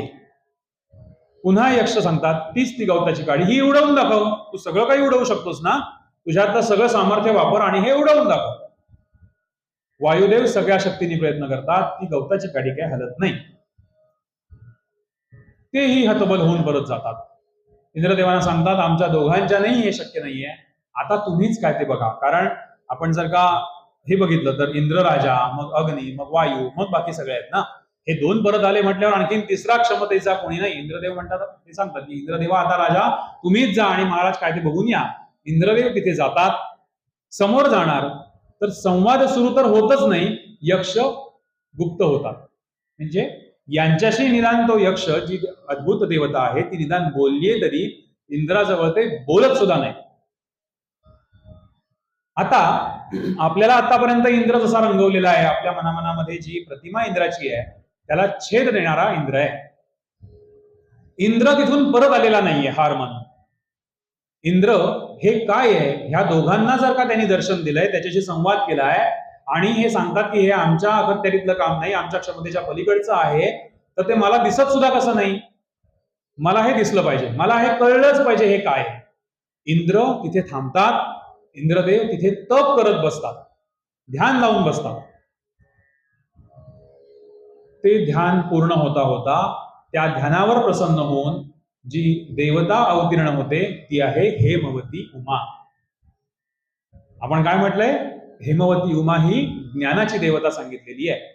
आणि ही हेमवती उमा त्या इंद्राला सांगते की ते कोण होतं. इंद्र विचारतात काय नक्की होतं. ती म्हणते यक्षरूपामध्ये आलेले हे ब्रह्मदेव होते आणि तुमचा गर्वहरण करण्यासाठी, तुमचं झालेला गर्वहरण की आमच्यामुळे जिंकलो असं प्रत्येकाला जे वाटत होतं ते तुमचं गर्वहरण करण्यासाठी प्रत्यक्ष ब्रह्मदेव इथे आलेले होते. खूप मोठा संवाद तिथे सांगितलेला आहे हेमवती उमा आणि इंद्रदेव यांच्यामध्ये, की प्रत्येकाला वाटतंय माझ्यामुळे जिंकलं, तुमच्यामुळे जिंकलं. म्हणजे तुम्ही जे काम केलं, तुम्ही जे सामर्थ्य वापरलं, त्यांच्या मागची प्रेरणा कोण होती? ब्रह्मतत्वाची प्रेरणा होती. तुमच्या मागची प्रेरणा कोणाची होती? परमात्मा, परमेश्वर, आत्मतत्वाची प्रेरणा होती. तुम्ही फक्त ते केलं, तुमच्याकडून ते करवून घेणारा हा वेगळा कोणीतरी होता. असं सगळं या संवादातून इंद्रानी ब्रह्मतत्व जाणलं या हेमवती उमेकडनं, असं आपल्याला इथे उपनिषदकार सांगतात. आणि इथे इंद्राच्या क्वालिटीज, इंद्राचे गुण आपण बघितले पाहिजेत की या बाकीच्यांसारखे ते निघून नाही आले, ते थांबले तिथे. त्यांनी बुद्धीचा वापर केला, त्यांनी ज्ञानाचा वापर केला आणि हेमवती उमेकडनं हे सगळं समजून घेतलं. इंद्रांनी सगळ्यात पहिल्यांदा ब्रह्मतत्व जाणून घेतलेलं आहे आणि मग त्यांच्याकडून बाकी देवांनी ब्रह्मतत्व जाणून घेतलं. या गोष्टीतून आपल्याला काय घ्यायचंय किंवा उपनिषदकारांना आपल्याला काय सुचवायचंय? दोन गोष्टी सुचवायच्या. एक म्हणजे अधिदैविक आणि आध्यात्मिक. अधिदैविक उपदेश आपण त्याच्यातनं असा घ्यायचा आहे की भगवंत दर्शन देतो पण क्षणार्धासाठी देतो. इंद्र ज्या वेळेला तिथपर्यंत पोहोचले त्यावेळेला ते गुप्त झाले, क्षणार्धापुरतं दर्शन दिलं आणि ते गुप्त झाले. याच्यातनं आपण काय विचार करूया? त्यांनी प्रेरित केलंय इंद्रांना, इंद्रदेवाला प्रेरित केलंय की तू ध्यान कर, तू बुद्धीचा वापर कर आणि हे आता माझ्यासमोर काय आलं होतं, हे आता मला दिसत का नाहीये, याचा तू विचार कर. म्हणजे आपण म्हणतो ना, एखाद्या लहान मुलाला आपल्याला एखादी गोष्ट जर खायला द्यायची आहे, तो खात नाही, तर त्याला आधी चव द्यावी लागते. थोडीशी चव दिल्यावर त्याला तो पदार्थ आवडतो, मग तो प्रेरित होतो ती गोष्ट करण्यासाठी, मग तो सगळी संपवतो. ज्या वेळेला इंद्र, आपल्याला सुद्धा रोजच्या जीवनामध्ये अनेक वेळा असं वाटतं की नाही काहीतरी आहे, भगवंत सगळ्यांच्याच पाठीशी उभा असतो, आपण तो क्षणार्धासाठी उभा राहतो, आपलं कार्य करून देतो, आपला विश्वास बसतो, नाही देव आहे माझ्या पाठीशी. मग तिथपासून पुढे मात्र आपण तो विचार मनामध्ये स्थिर करायला हवा, बुद्धीमध्ये स्थिर करायला हवा. हे आपल्याला या गोष्टीतून घ्यायचंय की त्याच्या मागे आपण लागलं पाहिजे, त्याचं ध्यान आपण केलं पाहिजे, बुद्धीने विचार केला पाहिजे. आणि दुसरी गोष्ट म्हणजे आध्यात्मिक गोष्ट सांगतात, चराचरात भगवंत शोधा. मन जाईल तिकडे ब्रह्मतत्व आहे. मनाची व्याकुळता, त्याच्याविषयी अफेक्शन, प्रेम, अट्रॅक्शन वाटलं पाहिजे, प्रेम वाटलं पाहिजे, भावना व्यक्त झाल्या पाहिजे. मला कळलं पाहिजे काय आहे ते येऊन गेलं, मला नाही कळलं, भावना निर्माण झाल्या पाहिजेत. असे दोन प्रकारचे उपदेश आपल्याला इथे उपनिषदकार करतात. आता या सगळ्या औपनिषदिक विचारधारेचा बेस काय आहे हे आपल्याला उपनिषदकार शेवटच्या टप्प्यामध्ये सांगतात. उपनिषदकार सांगतात तप, दम आणि कर्म या तीन गोष्टी या उपनिषदिक विचारधारेच्या, त्याच्यावर ही सगळी उपनिषदिक विचारधारा अवलंबून आहे. सत्य हे नेहमी आहेच. काल आपण बघितलं, सत्य स्वरूपाचं दर्शन घेण्यासाठी प्रलोभनं दूर केली पाहिजे. तप म्हणजे मन एकाग्र करणं, सातत्य, उपासनेतलं सातत्य, स्थिरता म्हणजे तप आहे. दम म्हणजे इंद्रियांचं दमन करणं, विचारांवरचं नियंत्रण. आणि कर्म म्हणजे अहंकार टाळून कर्तृत्व करायचं, ब्रह्मसमर्पण वृत्तीने कर्म करा. ह्या तीन गोष्टींवरती, तप, दम आणि कर्म, या तीन गोष्टींवरती ही सगळी औपनिषदिक विचारधारा अवलंबलेली आहे. शास्त्रकार, उपनिषदकार इथे सांगतात की या वृत्तीने जे जगतात त्यांना वेगळं काही करायला लागत नाही. ही एकदा वृत्ती आपण धारण केली, आपल्यामध्ये या वृत्ती आल्या की ते आपल्या हातून घडणारं कर्म हे शम दम शिकवतं आणि त्यातूनच तप बनतं. आणि वेद हे ब्रह्मविद्येचंच अंग आहे. आपण म्हणतो ना वेदांग, या वेदांमध्ये हे ब्रह्मतत्व सांगितलेलं आहे, आत्मतत्व सांगितलेलं आहे. आणि सत्य स्वरूप सर्वश्रेष्ठ परब्रह्माकडे जाण्याचा मार्ग हा मनुष्यत्वातनच शक्य आहे.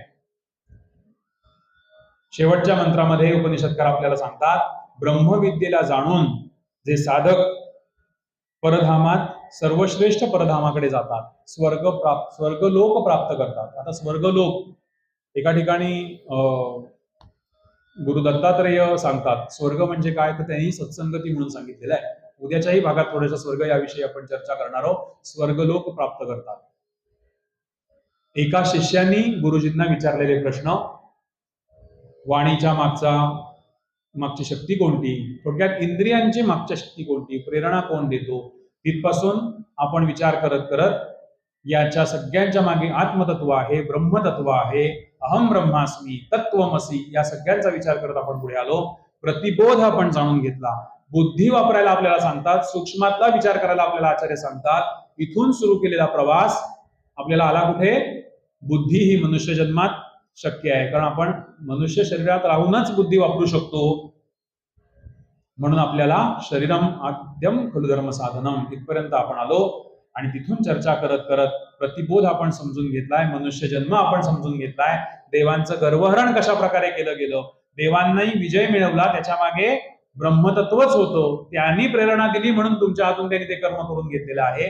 हा सगळा विचार करून आपण जीवन जगण्याचा पाठ हा आपल्याला उपनिषदकार इथे सांगतात की अशा प्रकाराने तुम्ही जर का जीवन जगलात तर तुम्ही अहम ब्रह्मास्मी, भगवंताशी एकरूप आपण होऊ, आपणच भगवंत होऊ, आनंद होण्याचा प्रयत्न आपण करू.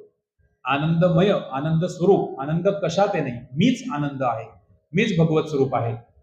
केनोपनिषदांनी अशी ही सगळी चर्चा करत करत करत आपल्याला रोजच्या जीवनामध्ये प्रत्येक गोष्टीचा विचार करायला सांगितलाय. प्रतिबोध म्हणजे काय हे आपण आज इथे समजून घेतलेलं आहे.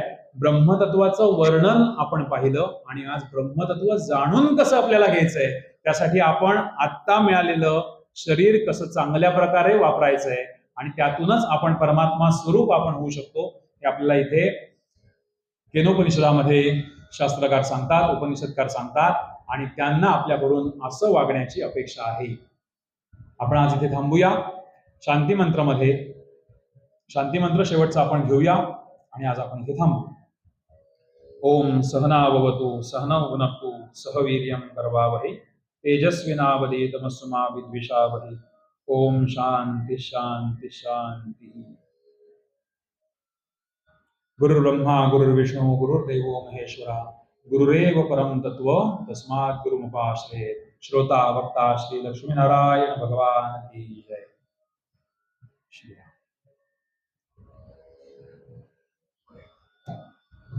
ब्रह्मैव जगत कारणम याला आपण आता इथे बघितलंय.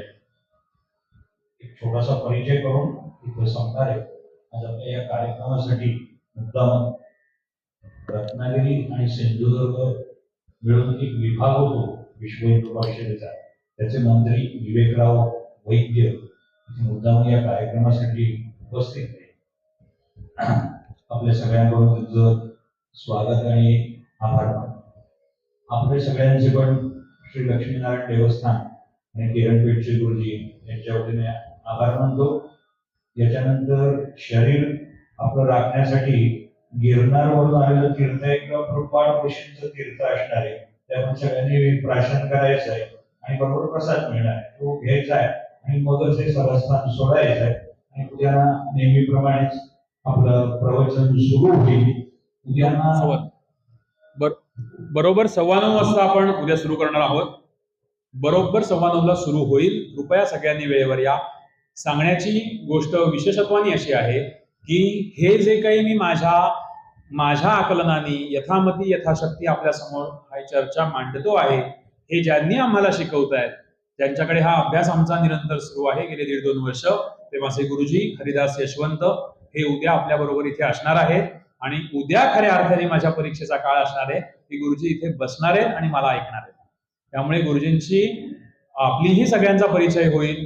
खूप छान प्रकारे गुरुजी सगळ्या प्रश्नांची उत्तरं देतात. कालही मी सांगितलं होतं की वेदांतामध्ये किंवा आता आपण जे काही चर्चा करतो आहोत याच्यामध्ये पडलेले सगळे प्रश्न आपण नोट करून ठेवा आणि उद्या आपण हे आत्ताचं असं संपल्यानंतर प्रश्नोत्तराचा हा तास आपण ठेवूया. तास म्हणजे काही 5-10 मिनिटं कोणाला काही प्रश्न असतील तर अगदी मोकळेपणाने विचारा. मला शक्य होणार नाही प्रश्नांची उत्तर देणं, पण आमचे गुरुजी 100% प्रश्नांची उत्तर देतील. अजून त्या प्रश्नांची उत्तरं समोरून आलेल्या कोणत्याही प्रश्नांची उत्तर देण्या इतका अभ्यास माझ्याकडून नारायणाने करून घ्यावा आणि सद्गुरु कृपेने तो होईल अशी मला आशा आहे आणि खात्री आहे. हे आज मी सांगतोय 3 दिवस बोलल्यानंतर. त्यामुळे उद्या गुरुजी येणार आहेत आणि 9:15 वाजता आपण बरोबर सुरू करू. म्हणजे आपल्याला पुढचा एक 15-20 मिनिटं अर्धा तास त्यांच्याशी काहीतरी बोलण्यासाठी चर्चा करण्यासाठी आपल्याला मिळेल. त्यामुळे बरोबर 9:15 आपण सुरू करूया उद्या. धन्यवाद.